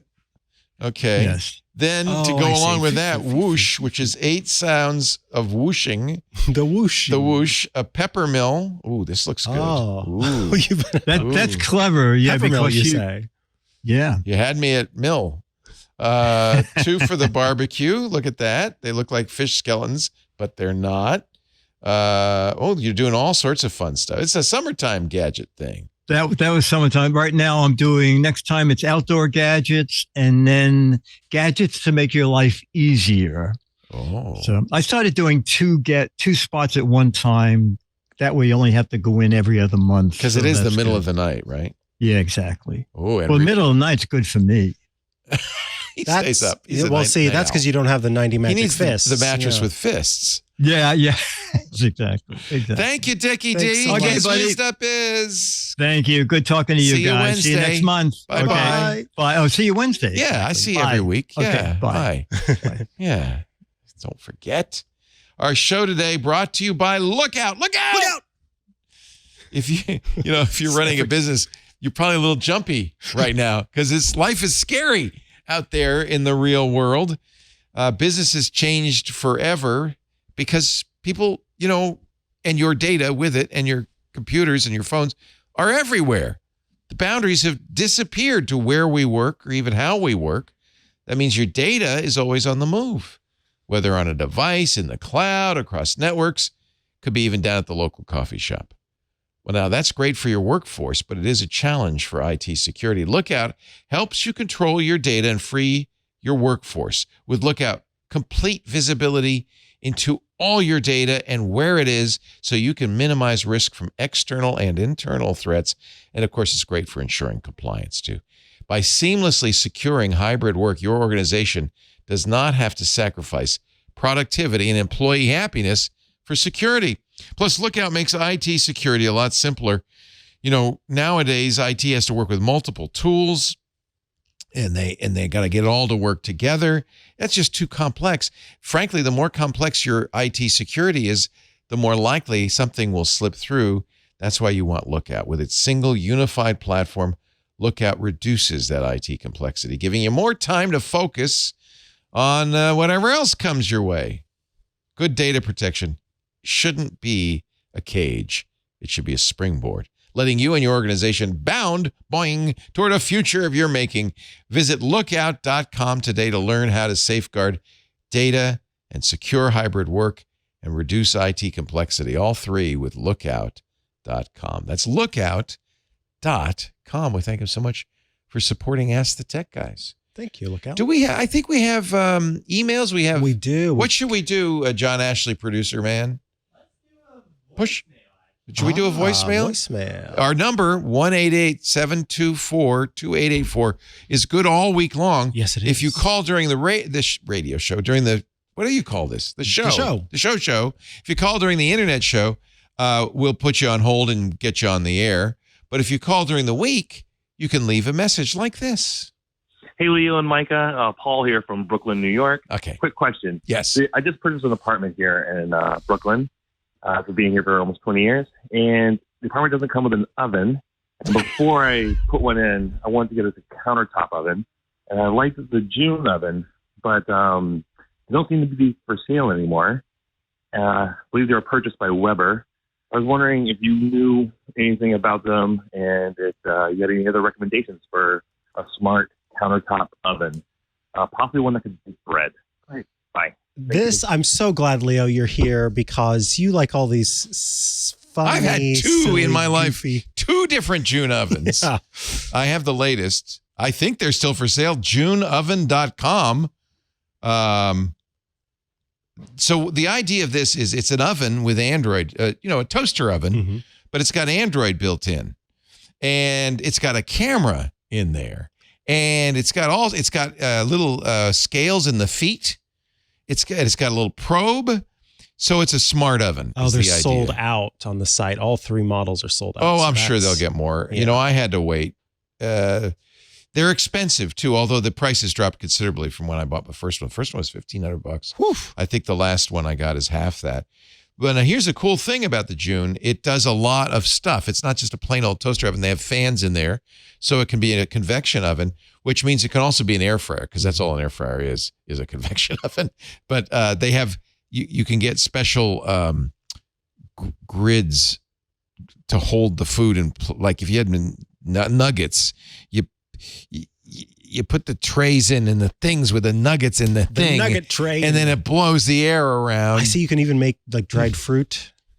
You could use it as a dehydrator. I guess, it's because it's got very precise temperature control. The camera's nice. I could actually show you. Oh, is there something? Oh, I can show you a video of what was cooked last in my June oven. I don't know what it was, but it takes videos of everything you cook, and then you can replay them, time lapse them, which is useful because no use whatsoever. It is kind of fun to see at least once. So let's see. The last thing we did was we toasted some bread this morning at 8:13. Oh, so you're using this regularly? Oh yeah, it's your oven. It's a toaster oven. Look, I can watch the bread toast. Wow, isn't that great? Does it have a speed up, or do you watch it in slow mo? It took 11 minutes. Well, that seems like that's a long time. My toaster. That would be the negative. Minutes. It is. That was the speed up, I guess. It is. Somebody's eating the toast. It's gone. Pulled it out. That is the negative of this. Toaster is a faster thing to toast. Don't get it as a toaster. I gave one to my mom though because she can put in like fish sticks. And it has a camera and it says that's fish sticks. Oh, okay. And then do you want me to cook fish sticks? And you say yes, and you push okay, and it knows how to cook fish sticks. Sometimes it'll say move the grill. What do they call that? Smart. Insert the tray. There's a name for that. I don't know. Oh, anyway, the rack. Thank you, oven rack. Move the oven. I'm such an idiot. You know what? The hat's so tight. That's what it is. It's cutting off circulation in my brain. Anyway, you put the rack in the middle. It'll tell you sometimes, or put it to the top. Sometimes it'll say stick in the probe. Mm-hmm. So like if you're going to roast a chicken, you put in a whole chicken. It says, oh, that's a chicken. Yes. Yes, it is. Do you want to roast that chicken? I do. And you say, yes, I would. It says, well, then take it out. Okay. Put the rack on the bottom. Okay. Now it preheats, because that's why I wanted to take it out, because it's going to preheat the oven. And then it says, okay, now stick the probe in the chicken and put it back in. And then it does the whole thing automatically. Wow. Best thing, for some reason, unknown, Lisa likes Brussels sprouts. Unknown why. I love Brussels sprouts. But she likes them roasted, right? Cut up some Brussels sprouts, put them in there. It says, is that Brussels sprouts? You say, yes. Absolutely it is. Absolutely it is. And it cooks it perfectly every time. So there is an advantage to the June. The disadvantage is its price, and then you can't get them right now. But I think that's probably temporary. because they still have the website up. It does everything you'd want. You can even get a pizza stone for it. Would you recommend this over just getting a standard oven around the same price? Get a Breville toaster oven. That's what we have here. Do you like our toaster oven? Yeah. Have you ever used it? Yeah. Yeah. I've reheated things in it. I would get a standard toaster. So you think that this person should not even go for getting... It's pretty expensive. No, I'm saying go buy an actual real oven that... Well, it sounds like he doesn't have, you think there's a space? Okay. Have you ever been to a kitchen in New York? No, I have not. They're this big. They're like that. You should ask Dick. Next time Dick's on, we'll say, show us your oven. He says, I can't. It's my bathroom. Their kitchens in New York are notoriously tight. And so maybe he doesn't have an oven at all. Because there's not even room. The June is big. It's bigger than the Breville. It's big enough to put a small chicken, or you could roast a dinner in there. What is it, John? What do you want to? John likes air fryers. It's a good air. You could get an air fryer. Problem is counter space, right? Yeah. So he wants to get one thing that's going to do it all. That's the June. Mm-hmm. It's a little gimmicky. I mean, but at the same time, the fact that so when you first said the camera, I thought, okay, that's a little silly, but it's actually recognizing food. It recognizes it and cooks it appropriately. Yeah, that's same handy. thing with dehydrating and other things. And they have new recipes all the time. I've actually cooked a steak in there as an experiment because I really prefer to grill steak. Mm-hmm. But as an experiment, and you can get it's an added price for the accessory, but they have a thick cast iron with ridges thing. So it's like for grilling. For grilling. Yeah. And you put the steak in, the camera says, that's the steak. You want to cook a steak? And you say, yes, well, let's take it out.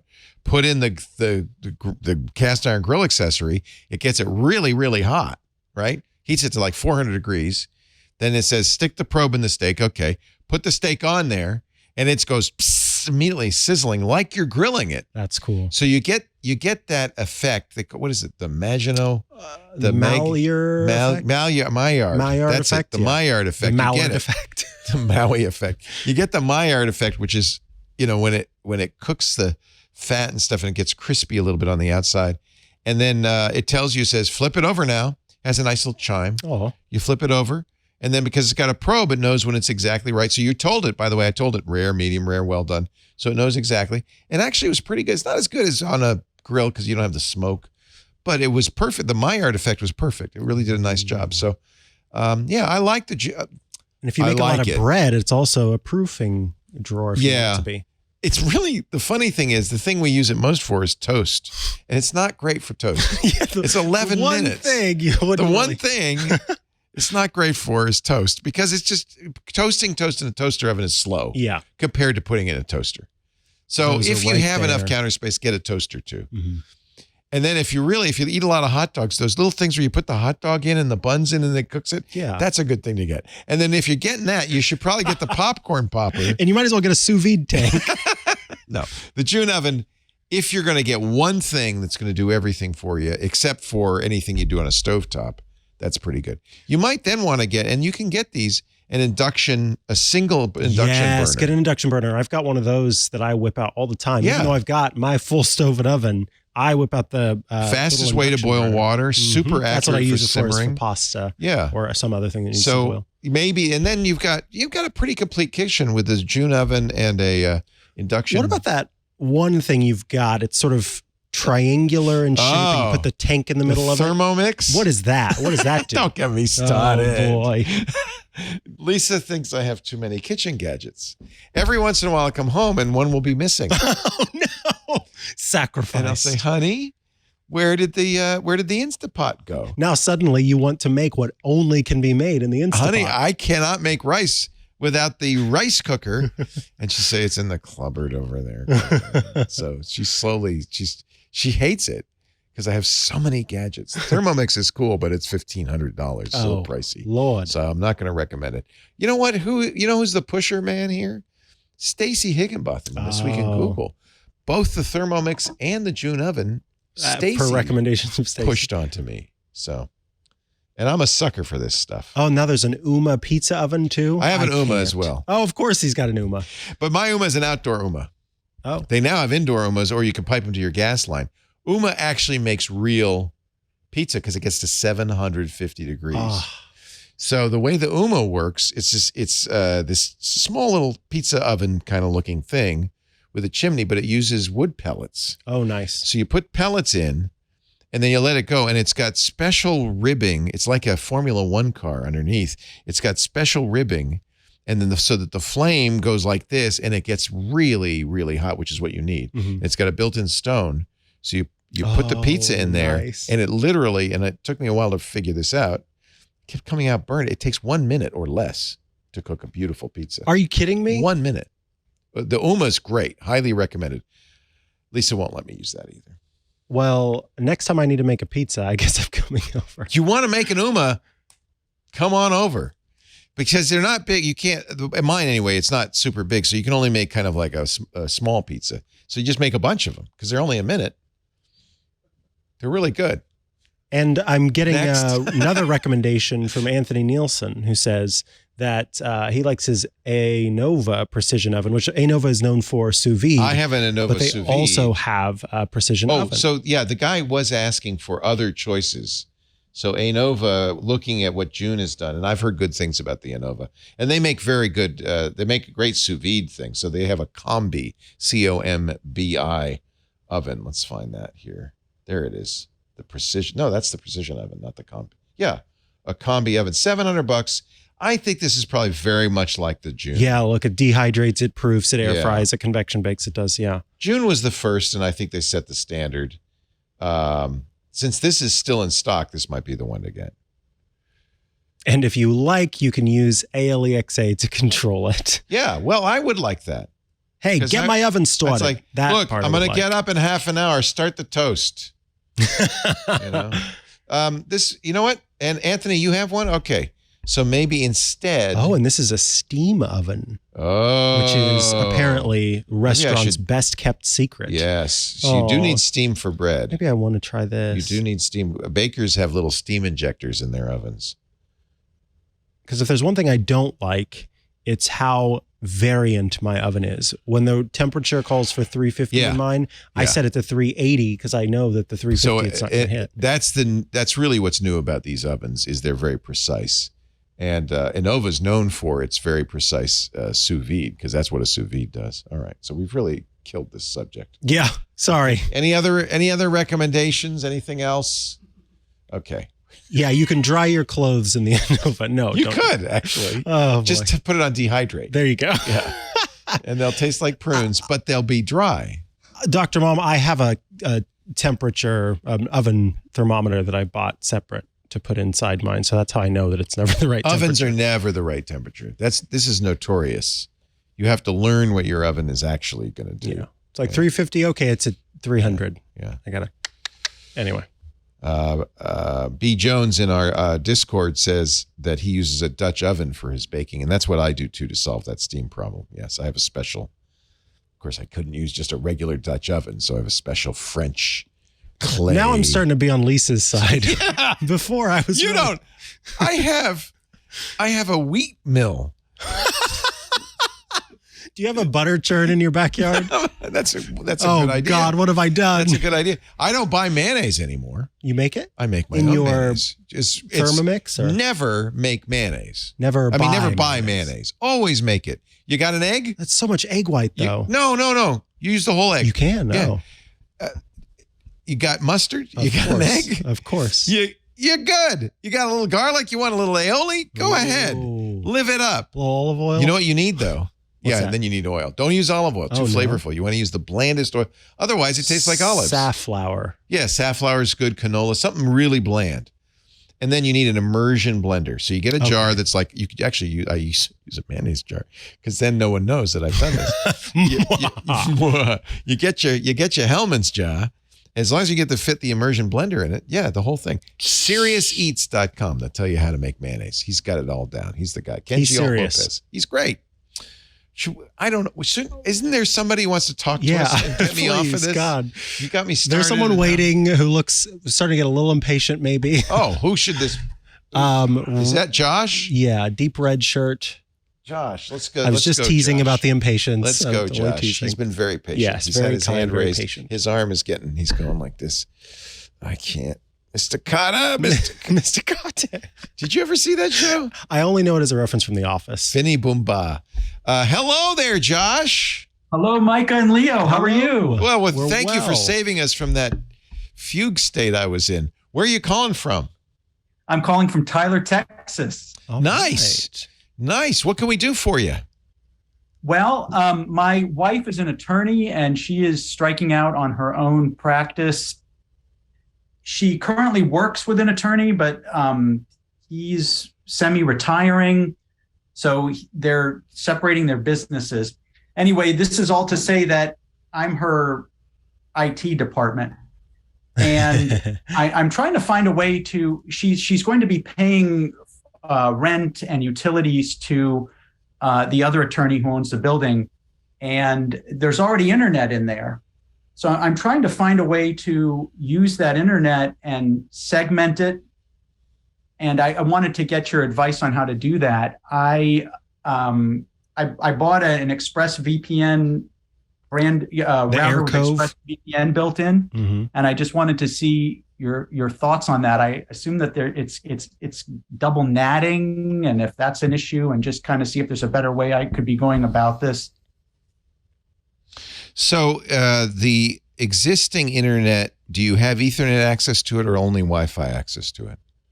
Ethernet. Yay. But we're not like, at the gateway. It's like the Ethernet's coming into. It's coming out of their router. And then they have their own router. They have their own cable modem and router that routes the Ethernet to the different rooms. Yeah. So you're basically on their network. Yeah. You need something to isolate it from their network. I think the ExpressVPN would work. You are going to do double NAT, but I don't think that's necessarily the end of the world. That's how you have to isolate it, right? The other way to do it would be if you had access to their router and you could set up a VLAN with their router, but I doubt they're going to let you do it. That would be the best way to do it, by the way. So many routers, more high-end routers, will let you set up a virtual LAN or multiple virtual LANs, and they are invisible to one another. So that would secure your LAN from their LAN. But I'm thinking they're not going to let you do that, right? I mean, that probably wouldn't be ideal anyway, because then our segment wouldn't be completely isolated. I mean, we'd have to be the admin for the router that controls the traffic to the whole house. Yeah, well, somebody would have to be, obviously, somebody would have access to it. So if you put let me think about this. So Steve Gibson's 3 router system. I'm thinking this is similar to that. So this was an alternative Steve came up with to having VLANs. VLANs is the professional way of doing it, or segmenting out your architecture. But he came up with this: if you couldn't do a VLAN, and until recently, VLANs were not common on consumer grade routers, you would have 3 routers. One connected to the internet, one for your Internet of Things devices, and one for your computers. And I'm thinking that has to be double natted. What he's talking about, and it's a reasonable question, is normally you have on any system, on a network, you have one guy in charge, one router doing the network address translation. That's the NAT. Saying you're 192.168.1.100, you're .101, you're .102, assigning local IP addresses to all the devices. If you have 2 of those, it's a little weird, because now the owner of the building's router is going to assign to your router an address. That's now your gateway address for those devices, and they're going to assign local addresses to your devices only. I would suggest perhaps, I don't think this will make a difference. I tell you what, I'm going to send you to Steve's page. This is the way to do it. And just do what he says with the 3 routers, except you're not going to do 3, you're only going to do 2. Okay? So let me find this for you at GRC. The 3 routers, 3 dumb routers, he calls it. Actually, he did a whole security now on this some years ago. 3 dumb routers. Let's see if he has this is the transcript. I think he has a whole page devoted to this and how to set it up.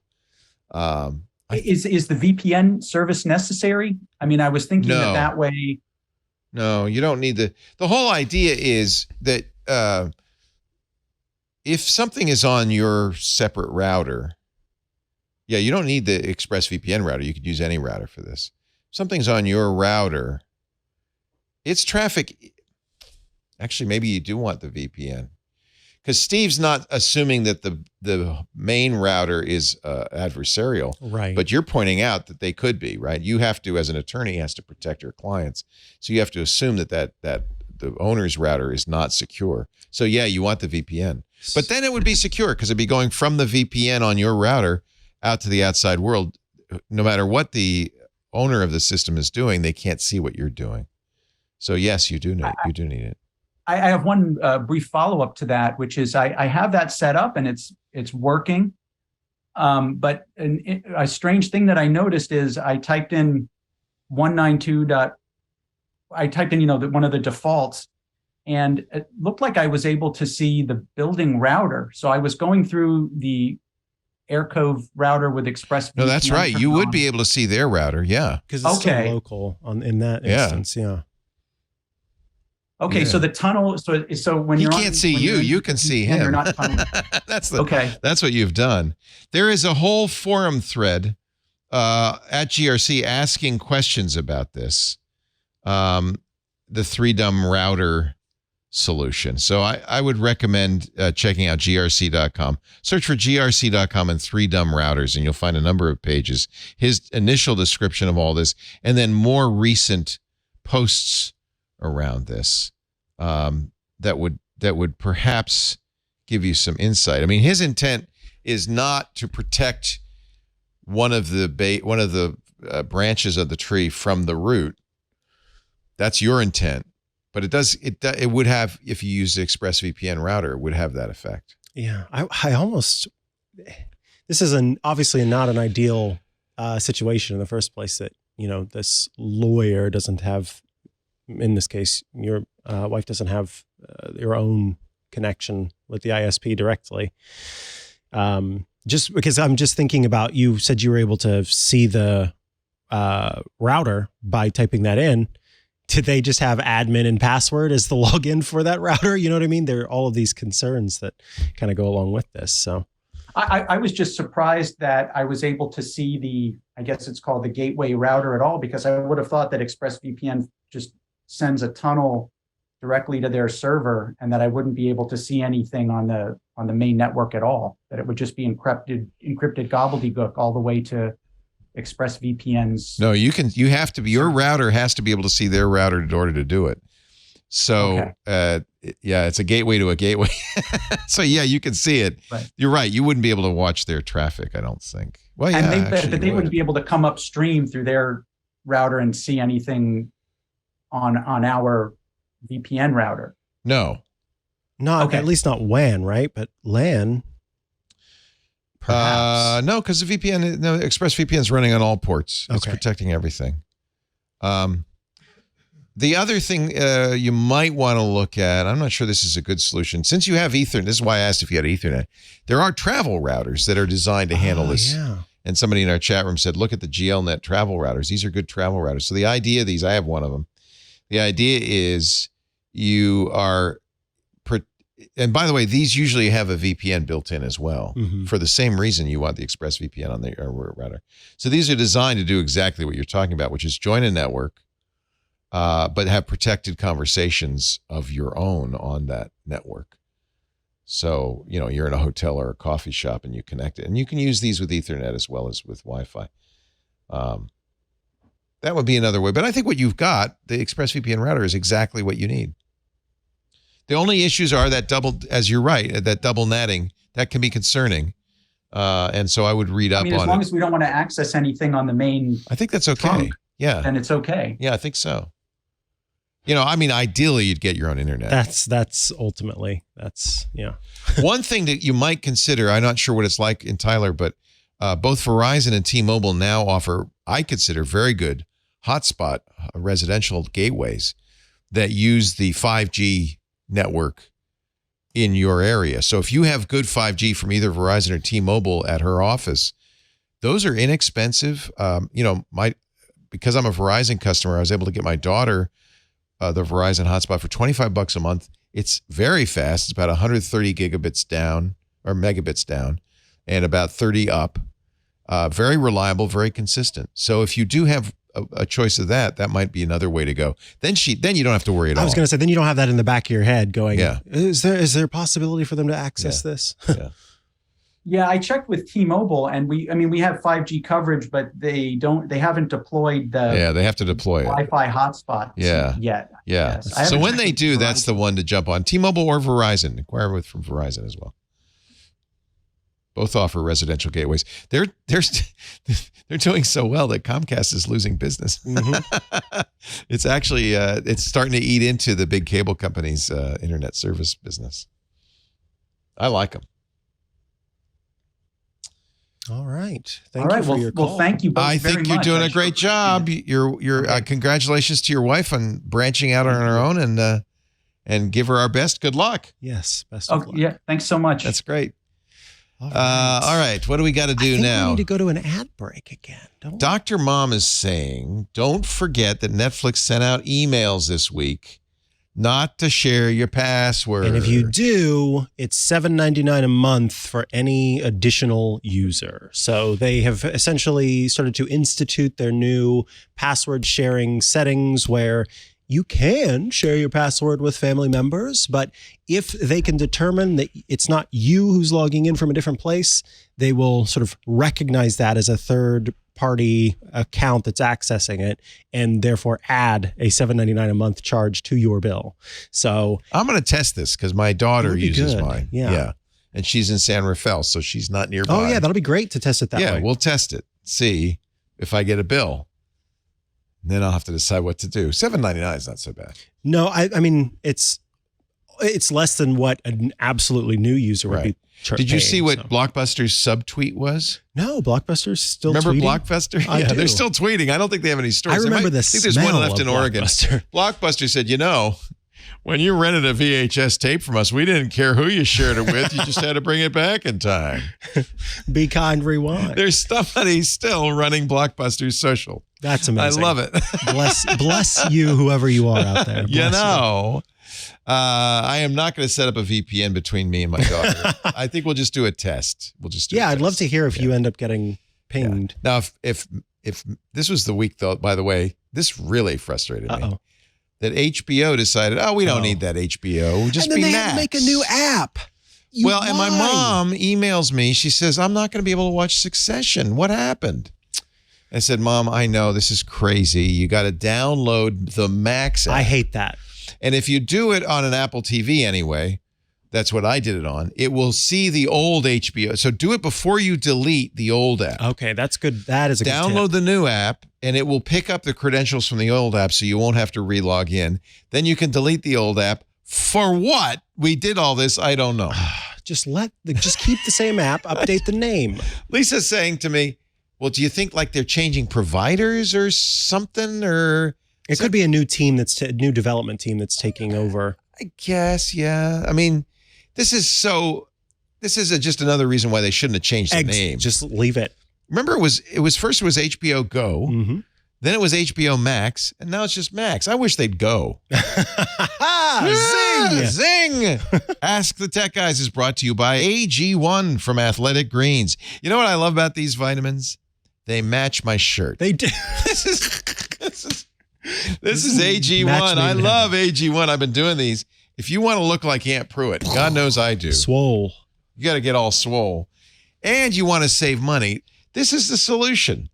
I want to support my health, but I don't want to add more supplements and more pills. I don't want to sacrifice my taste buds. AG1 from Athletic Greens is the solution. You get the AG1 kit. You get the shaker. But you'll also, if you do our special deal, you'll also get 5 of these travel pouches. I think these are the best reason to do AG1. This is clean, by the way. These are processed in the best possible, clean environments. They are vegan. They're nut free. There's no gluten. I know you're gluten intolerant. It is the best daily all-in-one solution for your nutrition. It saves time. It saves confusion. It saves money, less than $3 a day for everything you need. It's not just vitamins and minerals. You're also getting pre and probiotics. You're getting all of the things you need. Just look at on the website. You can see all the things. And here it is in this little thing. Now, your question, of course, a lot of people are going to ask is how does it taste? Because I've tried these other ones, the all-in-ones. And I was nervous when Lisa said, let's try this. Aunt says it's good. I said, Aunt likes whiskey. I don't know. I don't know. No, actually, Aunt has very good taste. AG1 makes it easier for you to take the highest quality supplements, improve digestion, support you with sleep and better health. It's the best bang for your buck, and it's a great daily habit. I want you to get into this daily habit. Go right now to athleticgreens.com/tech-guy. If you're looking for a simpler, cost-effective supplement routine, AG1 by Athletic Greens is giving you a free 1-year supply of vitamin D. They give you a little dropper, and they're going to give you 5 free travel packs with your first purchase of a subscription. They're great for travel. In fact, I'm thinking I'm just gonna get the pouches from now on. Yeah, that's all I'm gonna get. I love it. Shake it up a little more. AG1. Go to athleticgreens.com/tech-guy. It's a habit you will get into. And look, it matches my outfit. It's great. Thank you, Athletic Greens. I really love the flavor. Me too. Of that. Isn't it funny? I've had some that are so bad you just go, ooh. Ugh, I can't drink that every day. Yes, it matches my green costume. All right, you tell me. What should we do? What should we do? Who should we go to? Should we do an email? Yeah. We don't want to forget. We haven't done an email in ever. Yeah. ATG@twit.tv. Let's do an email. Can we check the mailbox? Oh, is it in the mailbox? Is it in the mailbox, John? No. Oh, I thought I heard you print them out earlier. Yeah, there's a mail in here. Actually, this is the one we never got to from last week. Oh, I thought that was the voicemail transcript. Our first. Oh, we did that. That was the one-man dog walking business. Yeah. Okay. In the future, we will have them in the mailbox. I thought I heard that this morning. We spent a lot of energy lighting this mailbox so it would match my shirt. So we did get someone who wrote in to ask about malware. And this is kind of an interesting question. So Jason has written in and said this. I'm just wondering, if you installed a free trial of antivirus software, then ran it, and it quarantined some malware, what happens to the quarantined items? That's such a great question. If you uninstall the software after the trial period ends, do they get restored, or did the software actually remove that malware from your system? That's a hysterical question. So I would guess it depends on the antivirus. That's the answer. It depends, yeah. But any good antivirus, it's going to stay in the quarantine. What is a quarantine, you might ask? Well, they take it out of your system so it can't run, and they put it in, think of it as a zip file. They put it in a thing that it can't run out of. Now, one of the reasons they do that is they're going to send it back to the home office for analytics, right? So often they do that. But it has been removed from your system. The reason they also do that is so that if that breaks something, they can back out. But it's going to stay. I can't imagine any antivirus software be so mean. Worth its salt. So evil to say, well, if you don't want us, I'm going to remove it from quarantine. So there. No, it's in effect in a zip file. Can't harm your system. It is still on your system, but it's harmless. I would think if you check the antivirus website, when you're removing this trial versions of McAfee or Symantec, in fact, I recommend you do this anyway. You go to the website and they have a removal tool that goes above and beyond uninstalling, because antivirus is hooked deep into your system. So I would use that removal tool. And I'm going to bet dollars to donuts it also removes the quarantine, that's part of the full removal. So get the removal tool from the site of your trialware and run it and really remove it. Scrub your system. Scrub it clean. You'll be okay. That's a great question. Yeah, it really is, because I can imagine many people trying that and going, well, is it going to still be there after I'm done? Wouldn't that be mean if it activated it? It would absolutely be mean. That would be so mean. All right. One more. This was kind of a back and forth. Someone had reached out asking. I am feeling, by the way, very fit. Very vigorous. Are you feeling swole? I am feeling good. I'm starting to look like Ant, aren't I? Uh-huh. Look at that. Muscle. Nice try. The shade. So somebody had written in, they said, I currently am in a nursing home and I rely heavily on my Google Mini. However, lately it has been getting stupider and stupider. It is. It's so stupid. The things it used to do perfectly right, it no longer does. And my son tells me that Reddit forums are filled with people complaining about the same thing. It is becoming useless. So I reached out and I said, we would love to help you with this, but it would be helpful to know some of the examples of how it's gotten stupider so we can kind of address this correctly. Follow up. Yeah. So the individual did follow up, by the way, Mark. Mark said it's a Google Mini. And for example, I will say, and by the way, I was shook at the time. Mark says it's a Google Mini. And for example, I say set an alarm for 4:50. Yeah. It says your alarm is set for 4:50. Yeah. And then 2 hours later, Mark will ask, how long until the alarm goes off? And it replies, you have set an alarm for 4:50. Previously, it would actually say to Mark, it's 1 hour until the alarm goes off or whatever amount of time it had that was left. And Mark proceeded to say after that, my son has helped me by getting me an Echo. That's one solution. Yeah. So Echo's gotten dumber. I think they all. Siri's gotten dumber. Mm-hmm. Google's gotten dumber. I think Echo's the least getting dumber. Yes, because that is the one system that has such a heavy focus. I think Apple and Google have their eyes on so many different things that those kind of are secondary, tertiary, etc. But with this, we do see Google, Amazon actually kind of keeping focus to some extent. I am curious as to what does cause this loss in, so to speak, intelligence, because you count on these features that at one point worked. Is it that the telemetry is suggesting that people aren't using features like this? Is it that you've at one point installed some plugin that now is sort of taking control of that question that you're asking, and so it's not getting that answer back? What's happening in the system that's causing it to change? It's all up in the air, and I think that's part of the loss of value that one can experience with these smart speakers. Amazon, we found out earlier this year, loses about 10 billion. Excuse me, is it 10 billion? That's a lot.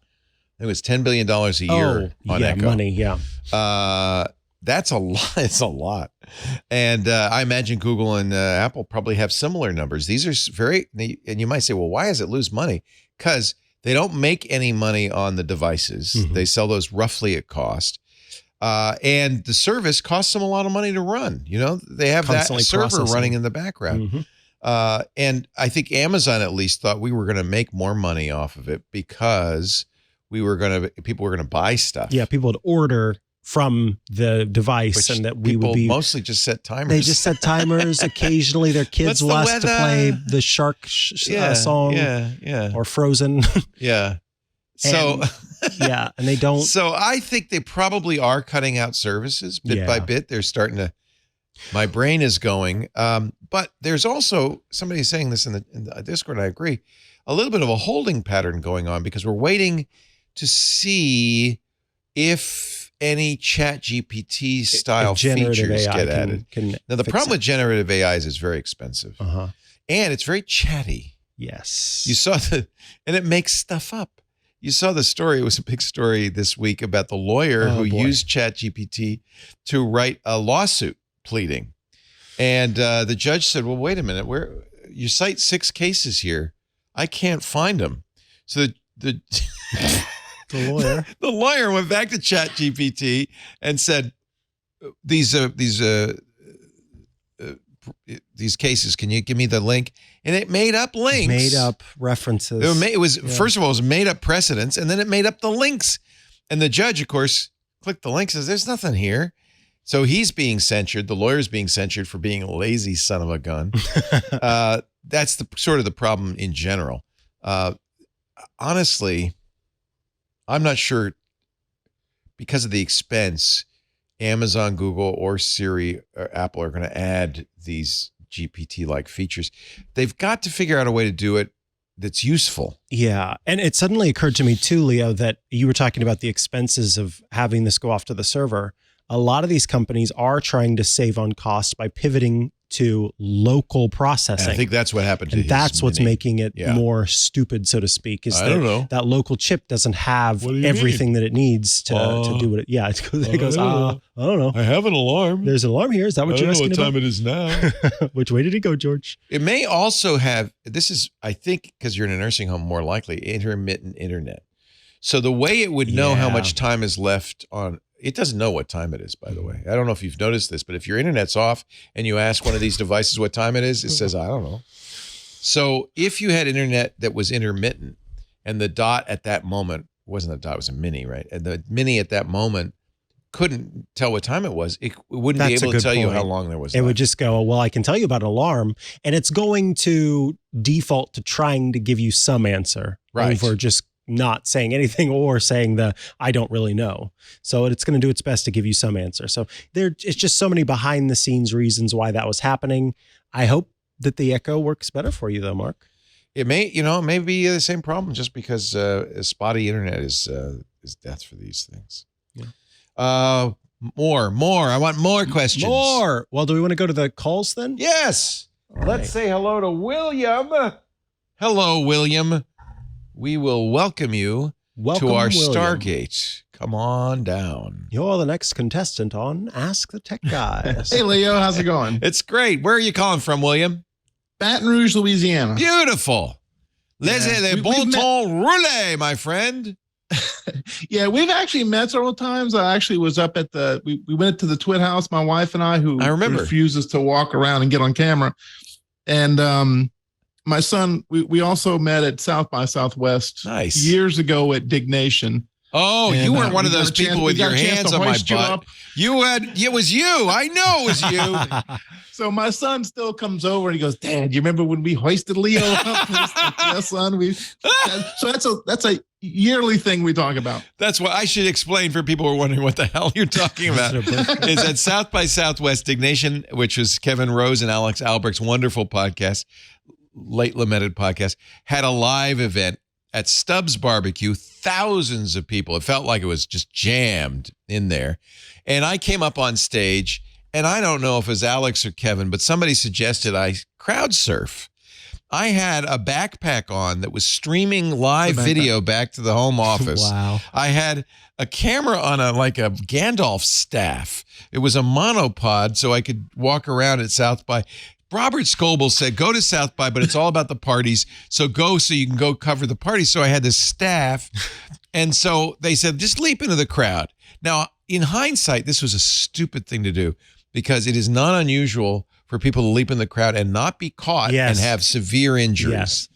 And I did not know that, or I would not have done this. But thank God you were there, William, because I leapt into the crowd. And your son was too? My son and wife, we were all in the crowd hoisting. So I did, and I was carried aloft in this most beautiful fashion. It is one of the experiences in my life I will never forget. And I'm live streaming this. I'm holding the camera like this. There's video on YouTube if you care. Anyway, thank you for not letting me drop. They got me all the way to the back of the auditorium, and then I left. Just run it right away.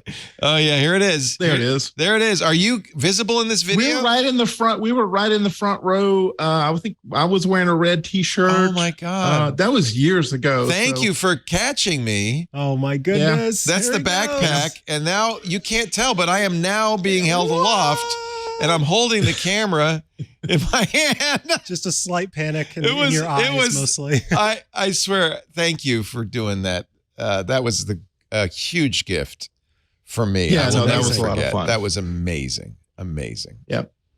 Anyway, what can we do? Now I owe you. Here's my question. I need you to help me not spend a bunch of money. Oh, no, but we're bad at that.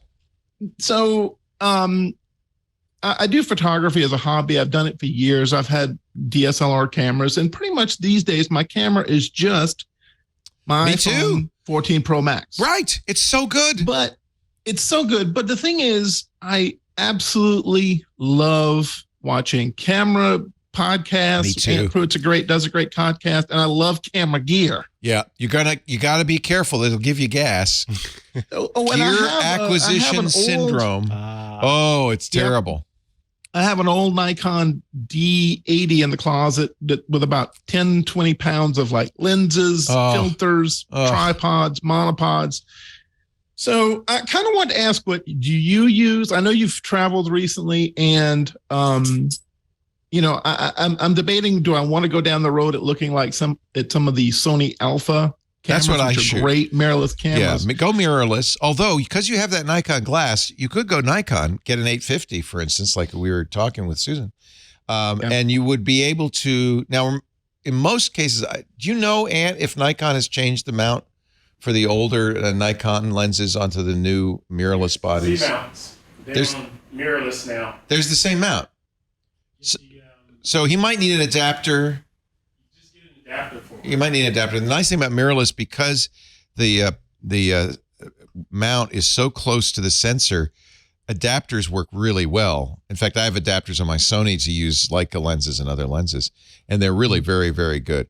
But I think you can use your Nikon lenses with a Nikon camera, and that would be really the best way to go. I have Sony because I didn't. Though the thing is my wife and I are taking a trip at the end of the year, and I've done this before where I'll go get camera gear, camera bags, this stuff. And then when I go on vacation, I'm like, why am I dragging around all this camera gear? So in this last vacation, when this is in my pocket. Yep. 3 weeks in Europe. We went to Lisbon, went to Rome, went to Barcelona. It was a wonderful trip. I thought, I'm going to do an experiment. I'm going to do it for you. I'm going to do it for you, William. Yeah. I did not bring. Just curious. I did not bring my Sony. I did not bring my Leica. I didn't bring anything. I brought my iPhone. I actually brought an S23 Ultra 2, a Samsung. And I did bring the Insta360 360 camera, thinking I'll get that. I hardly used anything but my iPhone, and my pictures are fantastic. Yeah. It's all I need. Now, it does not satisfy my gas, my gear acquisition syndrome. It does not. But I'm trying, Leica just released the Q3, the successor to my beloved Leica Q2. It's $10,000. Oh, no. Thank God, because otherwise I might have thought about buying it. But that's insane. I don't know what they're thinking. I guess there's Leica people out there who don't care about money. But I think if you were going to buy a new camera, since you've got Nikon glass and you don't, if you have a significant investment in it, you should probably look at the Nikon mirrorless, which are very, very, very good.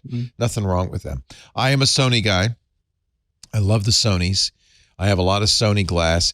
I had a lot of Canon glass, a lot of camera lenses. And so I should have but Canon at the time when I switched to mirrorless did not have a mirrorless solution. Maybe if they'd had their very good mirrorless solutions, I would have considered that, but they didn't. So I started over with Sony glass, and I've now spent a lot of money on Sony glass. The good news is I gave my Canon system, my 5D Mark IV, and about, huge amount of lenses to my son, and that's how he got started as a TikTok star. He used that for all of his TikTok videos. So it worked out. But so it depends on how attached you are to that Nikon glass. If you really like your Nikon glass, I would say get an adapter and keep using it on a Nikon. Actually, truth is you could, hi! My wife, I convinced my wife to come say hi. Can I ask you where my wallet is? Because well, she's giving me the okay to buy whatever camera gear to want. Oh, what a nice person! I don't know if I want to do this or not. Actually, with iPhone. You can use the Nikon glass with an adapter on the Sony. The Sonys work just fine. I'm using my Leica. You may or may not get the electronics of the lens, however. So things like if the lens is doing the autofocusing, things like that, you might lose some of those features. I would look into that. We have a link we'll put up in the show notes. I really feel like all of this boils down to mentally making the decision that you're not going to have sort of the FOMO or the fear of regret, that you say, I am okay that my iPhone is the camera that I'm taking with me, and I'm not going to spend the time looking at these photos and going, if I had only taken it with this camera, if I had only taken it with that camera, because that's really what it boils down to. I hear Leo every time he comes back from a vacation, the best shot I took was with this it's often with Google my phone or with this iPhone. And if you can say, it's us in our heads where we go, oh, if I had only brought those cameras with me. And so then you end up bringing them, but then you don't use them or you use them very rarely. That is the best exactly my problem. Well, and I'll tell you something you already know, William. It ain't the camera, it's the photographer, right? That's true. You know, they don't, they didn't say to Charles Dickens, you know, if you had a better quill pen, right, those novels would be better. It's not the tool, it's the tool user. So you have a good camera, you can keep using it. If you want to satisfy your gear acquisition syndrome, you could get a Sony. I think the Sonys are remarkable, but I don't think it's going to make you a better photographer. And I mean, you want remarkable, the iPhone's remarkable. Here's what you give up, really, by using a camera phone. And I was willing to do that. You give up some of the creativity. Mm-hmm. So with a camera phone, you just take the picture. You're there, you take the picture. You know, you could shoot video, you're there, you take the picture. With your camera and with my camera, you stop, you think, you compose. You're putting energy into that, getting that perfect shot. Now, that's maybe something that's really satisfies you, in which case, you know, you're going to be giving that up a little bit. You still do composition with the phone. You also give up the long zoom. You can zoom, but, you know, you really only can zoom effectively to about 3x. So you're giving that up. But honestly, I feel like I got as many printable pictures with my iPhone as I would have gotten had I brought a better camera. And I was more present the whole time.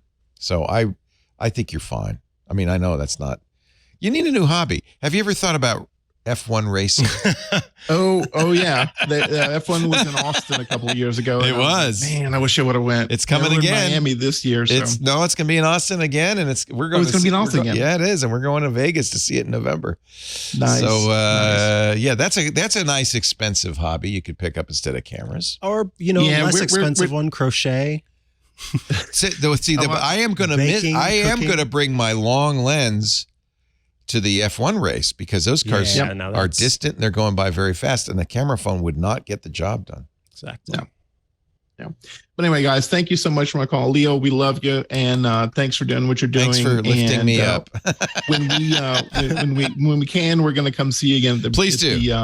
At the new digs. We'd love to see you.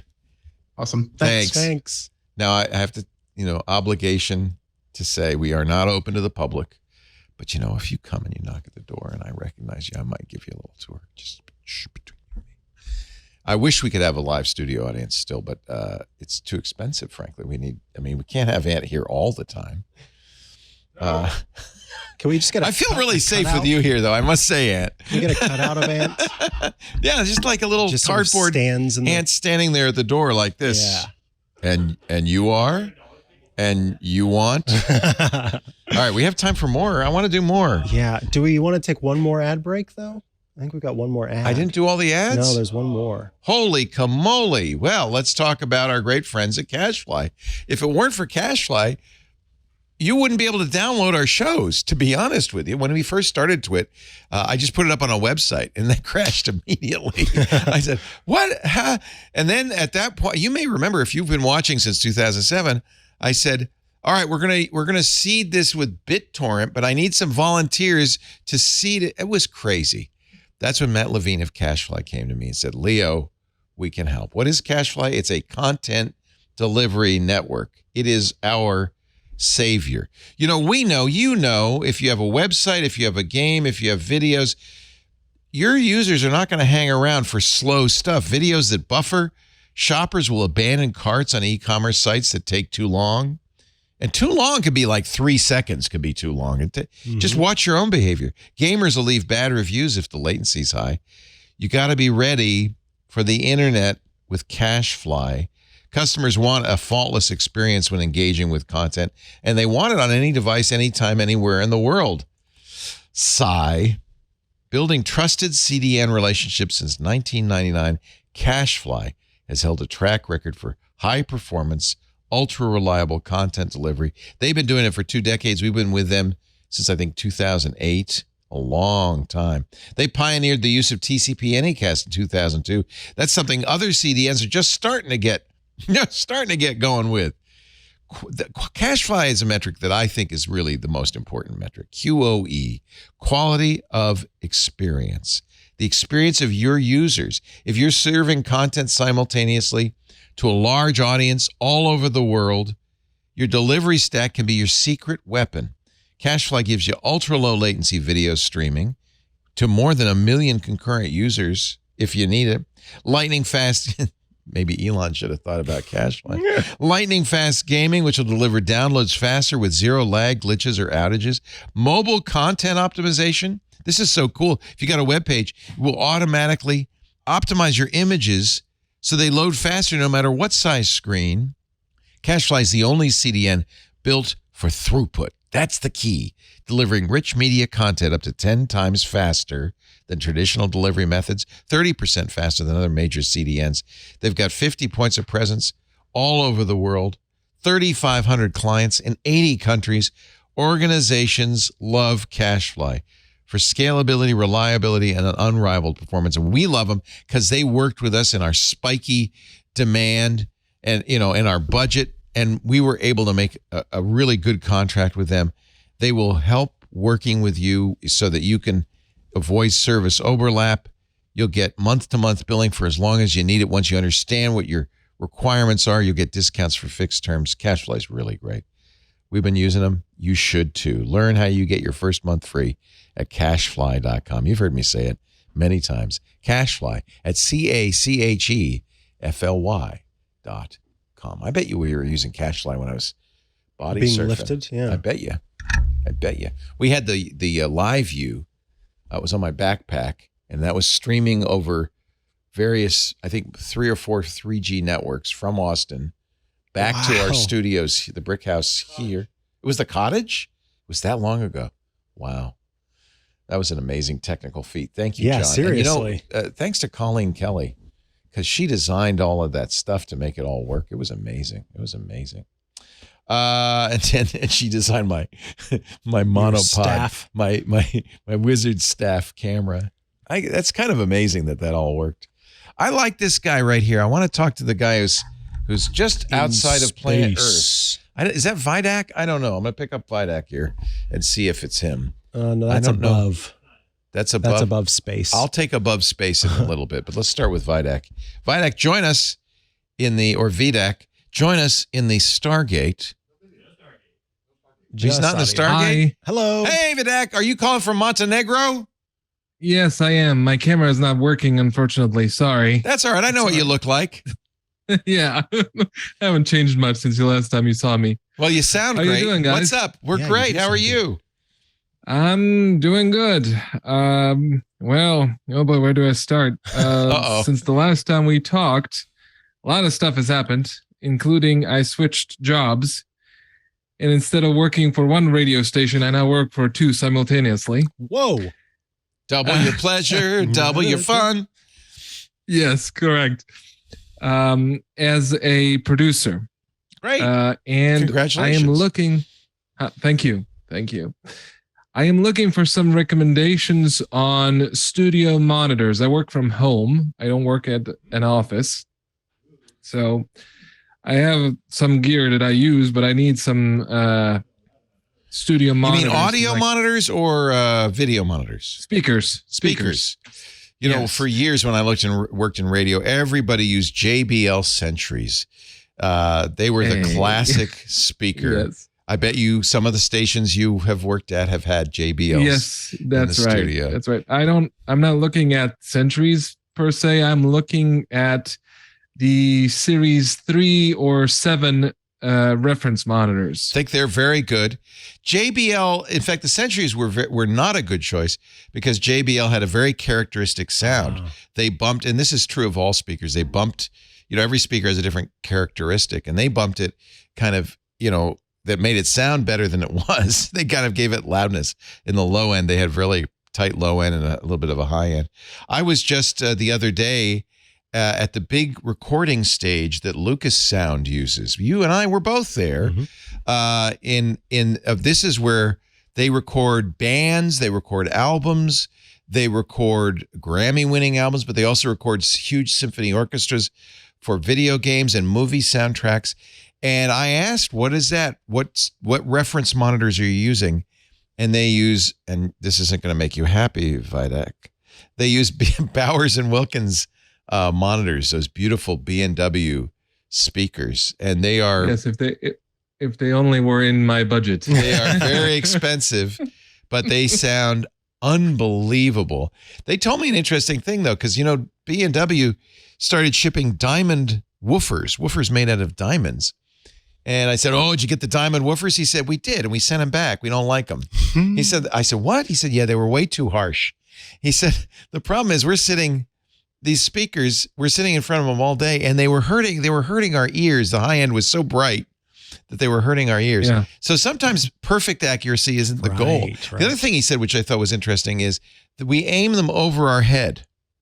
We don't. I said, yeah, these speakers look high. He said, yeah, we don't want to be sitting in front of the speakers. In fact, in many studios, you'll see the speakers are, in fact, above your head. Correct. Because he said, you don't want the sound hitting you. You want it going by you. And again, that's for listener fatigue as much as anything else, because they have to sit there with fairly loud speakers all day. So all of that placement, the quality of the room and so forth, all of that makes a difference. I'll tell you what I use. I think these are very inexpensive and very good. I use them at home. You've heard them. Mm-hmm. For my stereo, they're from an American company. Now, I don't know if this is the best choice for Montenegro because I don't know what the shipping and all of that would be. But it's ELAC. And it was Scott Wilkinson who told me about these. The folks at ELAC, the speakers I use, the debuts, were designed by a legendary speaker designer, Andrew Jones. I think he, in fact, did work at JBL for a while. And these, even the bookshelf speakers, are really accurate, sound really good, and they're very inexpensive given how good they are. The debut 2s are what I have. They also make an excellent subwoofer, and you can see they're bookshelf size. They're not huge, although I have tower debuts as well. I have heard of them. I just don't know if I can get them in Montenegro. Yeah, I don't know, and so that's gonna condition it. But this is an American brand that I think is quite good and very reasonably priced. What did we get for you, John, that you like? Do you like your speakers at home? Yes, very much. Yeah, we got John Jammer Beast.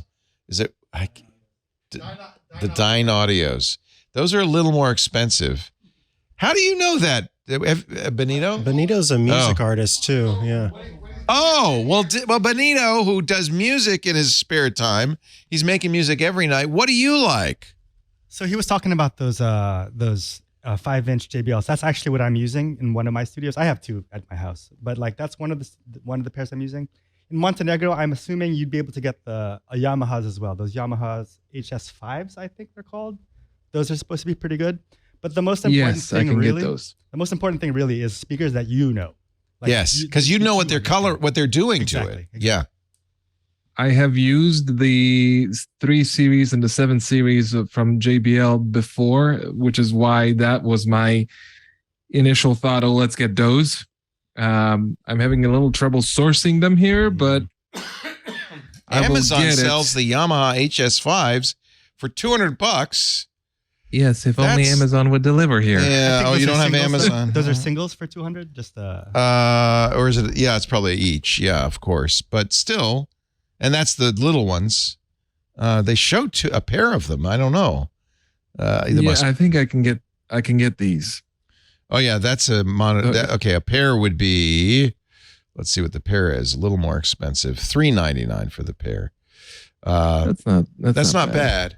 Of course, a lot of people swear by KEF for studio monitors. What do you think of those, Benito?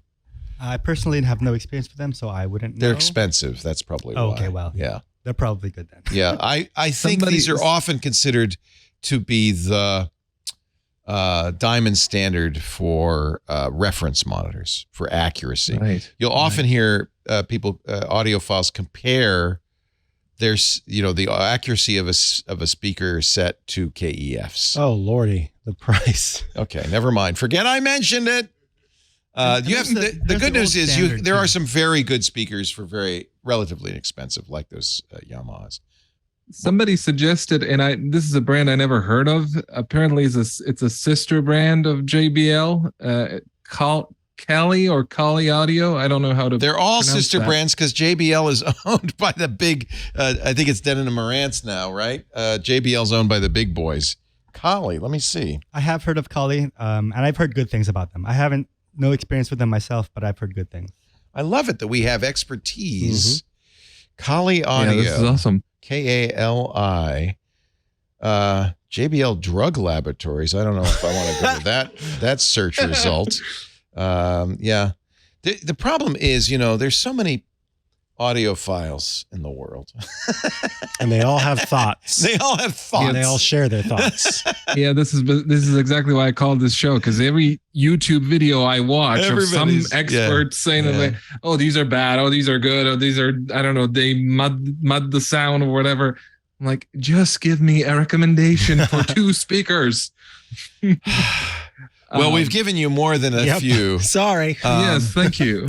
I think those Yamahas. Have you heard those, Benito? I have, and those are supposed to be like the replacement to the old NS10s, which were the old studio standards. Yeah. And there is a reason to kind of go with a studio standard, because even though all speakers color the sound, you want something, and nothing's perfectly flat, but you want something that meets people's expectations, right? And so if everything is mixed to these Yamahas, for instance, then you're going to mix it and it's going to sound like what people want it to sound like, expect it to sound like, right? Because there's no perfect sound, right? So basically, whichever ones I get, either the JBLs or the Yamahas, I'm not going to make a mistake. Is that what you're saying? Yeah, I think that's what it's going to be perfect. Yeah, with no issues. Okay. And I like it, Benito, that you like those JBLs. That's good. Yeah, those Can I ask another? For years now. Yeah. Can I ask another question, which is not? We're switching to film photography now. Okay. I know you like that film. Yes, that's Chris Marquardt. He wrote a whole book on film photography. He's the guy who suckered me into getting a film camera. Did he really? I kind of dabble in it. I like doing stuff with my hands, and which is not click, oh, there's the photo. I like thinking about it. That's the only reason to do it that way. Yeah. Right. And I'm now looking for scanners that can scan film. I am looking at the Epson V600 and the Epson V850 I Pro. think they're very good. That's what I have always used. Epson's got good. Remember, a film scanner is the opposite of a paper scanner, because instead of bouncing light off of it, they're shining light through it. And so it has to have a slightly different configuration. I think those Epsons do both. They come with nice little holders. I think they're very good. I've always thought Epson did a very good job with those.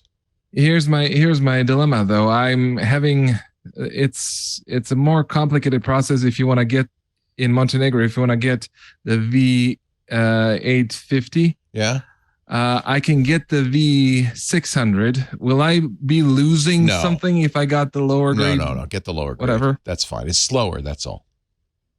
It's slower. Oh, I don't care about speed. I mean, as long as it does it. Yeah. No, it's as long fine. as it scans it. I think it's just a little slower. I think the optics are the same. All right. That's thank you very much, Great to talk guys. to you. Take care, Vidak. Thank you.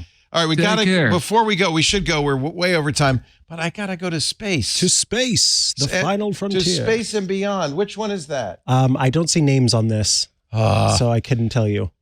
Okay. Douglas Ferguson. Come on down. Well, no. Stay up there. Stay in space. Don't come down yet. I like the space. Hi, Douglas. Welcome to Ask the Tech Guys. Hi, Leo. I got a tough one for you. Oh, shoot. It's about printers. I was feeling so good. It's not printers. It's not printers. Don't worry. Good. I have a Nikon D5300, and this past week I just bought a Sigma 150 to 600 millimeter lens. Now, I took it out to an air show yesterday, and I found out that when I was trying to shoot planes in the sky, it wouldn't focus, and the shutter button wouldn't trigger. Oh, shoot. So I put the lens into manual focus and set it at infinity, and I actually got some really good shots with that. Give me a second here. That's the best fix, right? It's not ideal, but that's the best fix. Sometimes, I guess those Sigmas, it's a third-party lens. The Sigmas didn't support the Nikon electronics. Let's see. I don't know if you can see. Oh, look at that. Wowza. Is that the Blue Angels you got there? Yeah, that's the Blue Angels. They were there. Nice. So it's. I also played around with another lens that I had, which is, by the way, they're going hundreds of miles an hour. So that's a really great shot. You must have had you weren't following it. You had a high shutter speed. No, I was following it, but wow. I'm trying to get used to handling the big. Very nice. The big camera. That's very crisp. That's really well done. That's impressive. I stopped sharing this. Yeah. Yeah, I mean, obviously, it's a little less than infinity. Yeah, but it was close enough. Came out really sharp, especially if you shoot it as a higher aperture, it's going to be crisp enough. Yeah, that's beautiful. Yeah, I didn't know if there was anything special I need to set on the camera because this lens has autofocus built in, so I didn't know if there was anything. I mean, if I shoot something on the ground, like the distance something, it was sharp as could be. It focused and shot. But it was it just didn't do it. So that's interesting. And maybe there's a switch on that Sigma. Some lenses have a switch for the focal range. Like you could, so that if you're doing it closer, I know many of my longer lenses. There's a switch. There's a switch for the focus. Yeah. You could either have it be the full autofocus or 10 meters to infinity, right? Or 2.8 meters to 10. And you had it set properly, but it still wasn't focusing. Yeah, but I mean, I couldn't even trigger the shutter button wouldn't work, so I missed a couple of good shots. Oh, that's annoying. It may, and is it? Do you know? That's interesting. Because it's up against a blue sky. There may not have been it may not have been able to focus. Depends on how it was doing the focusing. I actually tried it today again with my regular 60 to 300 zoom lens that I have, and it wasn't doing it either. So I don't know if there's something in the camera that I'm not setting right. I think it's the Sigma. Honestly, I think it's a mismatch between the 5300 and the Sigma. I mean, the lens is shooting fine. If but it's the electronics, right? It's not the optics; it's the electronics that are mismatched. Edmonton Oiler guy says the 5300 needs a G-type lens. I don't know. G-type lens. Yeah. It may be that you need to look at the Sigma site and say, I need a lens for specifically this camera. Because what it is, the electronics have to interface properly. I looked around and they said it was compatible. Mm-hmm. So, and it wasn't a cheap lens either. No, I bet not. No. Ant, do you have any thoughts? It's, yeah.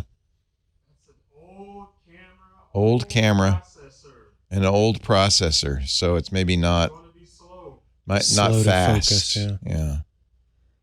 I don't know. I think you did the best thing, which is focus on infinity or just slightly less, and set it to a high aperture, high shutter speed. You got a great shot. Yeah, I got a bunch of great shots. Yeah. So,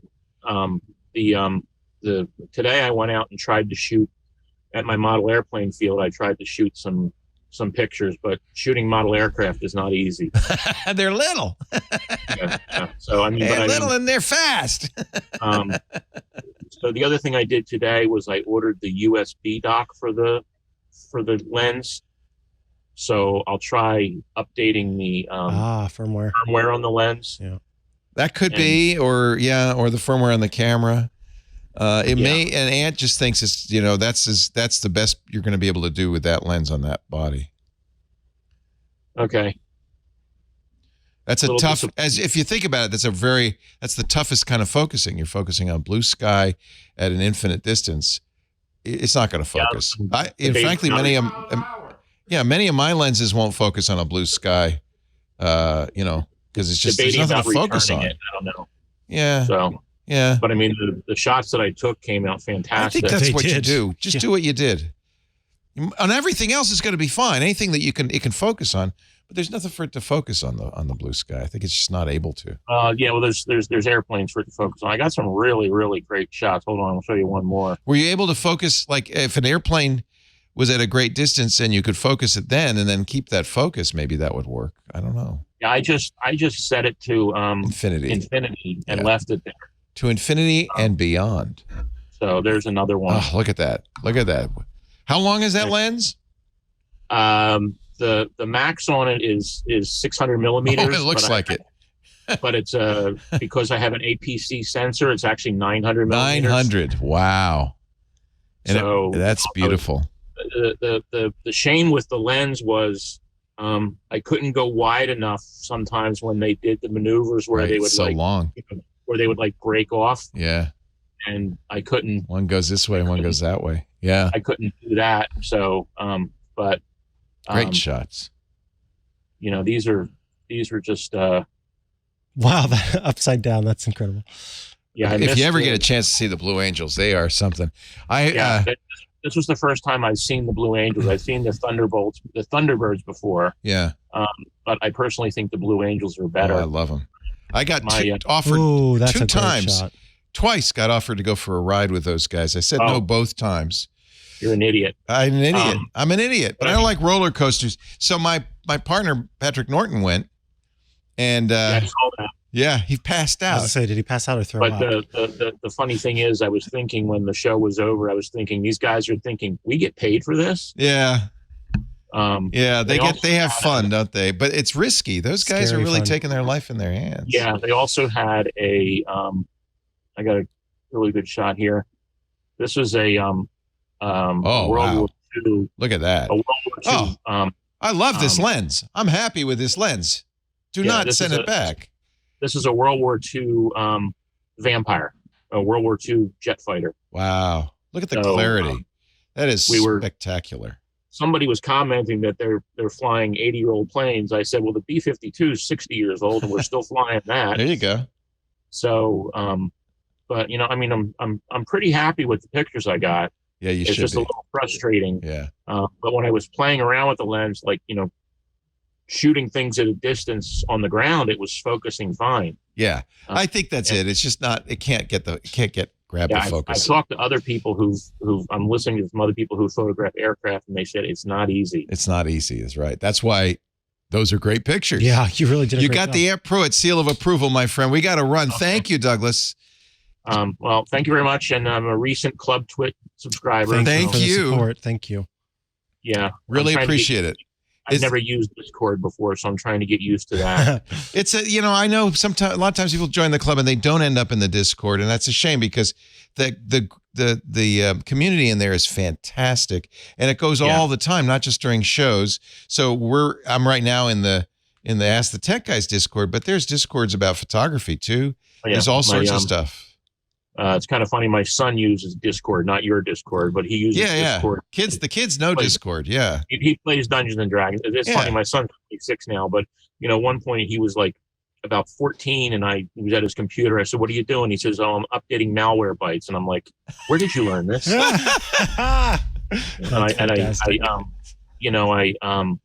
Smart kid. The program that lets you I forget what it's called, lets you switch scenes and everything. Yeah. OBS. I mentioned that. OBS. I mentioned that to him. I've been using that for a year. Okay, but the program, Dad. Come on. So he streams on Twitch. Oh, nice. He graduated from this past year. He graduated from a school called Joe Kubert. It's a art school. A lot of Canadian industry people know it. Wonderful. And he's been hunting for a job as a graphic artist. So, wow, best of luck. That's fantastic. But that's what you wanted to do. That's what I originally went to school for. See what happened to Micah. So you never know. You never know. Yeah, he's been getting commissions. The funny thing is, he did a logo for my website and then he charged me for it. Good for him. Smart kid. That's exactly what he should do. No freebies for you, Dad. Dad, thank you so much for the great call. to talk to you, Douglas. We really do have to run. We're way behind, but it's so great to see you. Great shots. Oh, that's okay. Thumbs up. Yeah, I think I'll just have to deal with it as it is. And I wouldn't return it. I think it's working. Great as it photos. should. Yeah. Incredible photos. I have another air show in 2 weeks, and we'll see how that goes. That's not jets. That's mainly just regular aerobatics and some World War II planes. Good. Call us back. Show us what you got. Yeah. All right. I've actually got some interesting video. You won't be very good on the Chris Marquardt photo assignment, though. It's dull. I don't think he's going to do well. Yeah, you can't do any dull shots, can you? Hey, thank you for joining the club. We appreciate it. $7 a month. I'll give it a little plug. twit.tv/clubtwit. Not only the Discord, you get ad-free versions of all the shows. You get shows we don't even put out in public, like Micah's Hands on Macintosh, the brand new Home Theater Geeks with Scott Wilkinson. and it really helps us develop new stuff like this show. This show wouldn't exist without the club. Please, we appreciate it. twit.tv/clubtwit. We are at it. We are way out of time. We are 20 minutes over. So it's time for me to say thank you, Micah Sargent. And thank you, Leo Laporte. Thank you to Dick DeBartolo. Next week, I'm going to show you, I've got the new Amazon Kindle Scribe, which is their notebook with a pen that you can write with. So I'm going to compare that to the Remarkable 2. Excellent. Which we've played with, and an iPad, note-taking on an iPad. So 3 different note-taking devices. Which one's the best for you? We'll talk about that next week. Of course, we'll take all your calls, too. If you want to email us, atg@twit.tv. Leave us a voicemail, 888-724-2884. And, of course, call.twit.tv next week during the show. I'm Leo Laporte. Thanks for joining us. We'll see you next time. Have a great Geek Week. Bye-bye. Hey, we should talk Linux. It's the operating system that runs the internet, a bunch of game consoles, cell phones, and maybe even the machine on your desk. But you already knew all that. What you may not know is that Twit now has a show dedicated to it, the Untitled Linux Show. Whether you're a Linux pro, a burgeoning sysadmin, or just curious what the big deal is, you should join us on the Club Twit Discord every Saturday afternoon for news, analysis, and tips to sharpen your Linux skills. And then make sure you subscribe to the Club Twit exclusive Untitled Linux Show. Wait, you're not a Club Twit member yet? Well, go to twit.tv/clubtwit and sign up. Hope to see you there.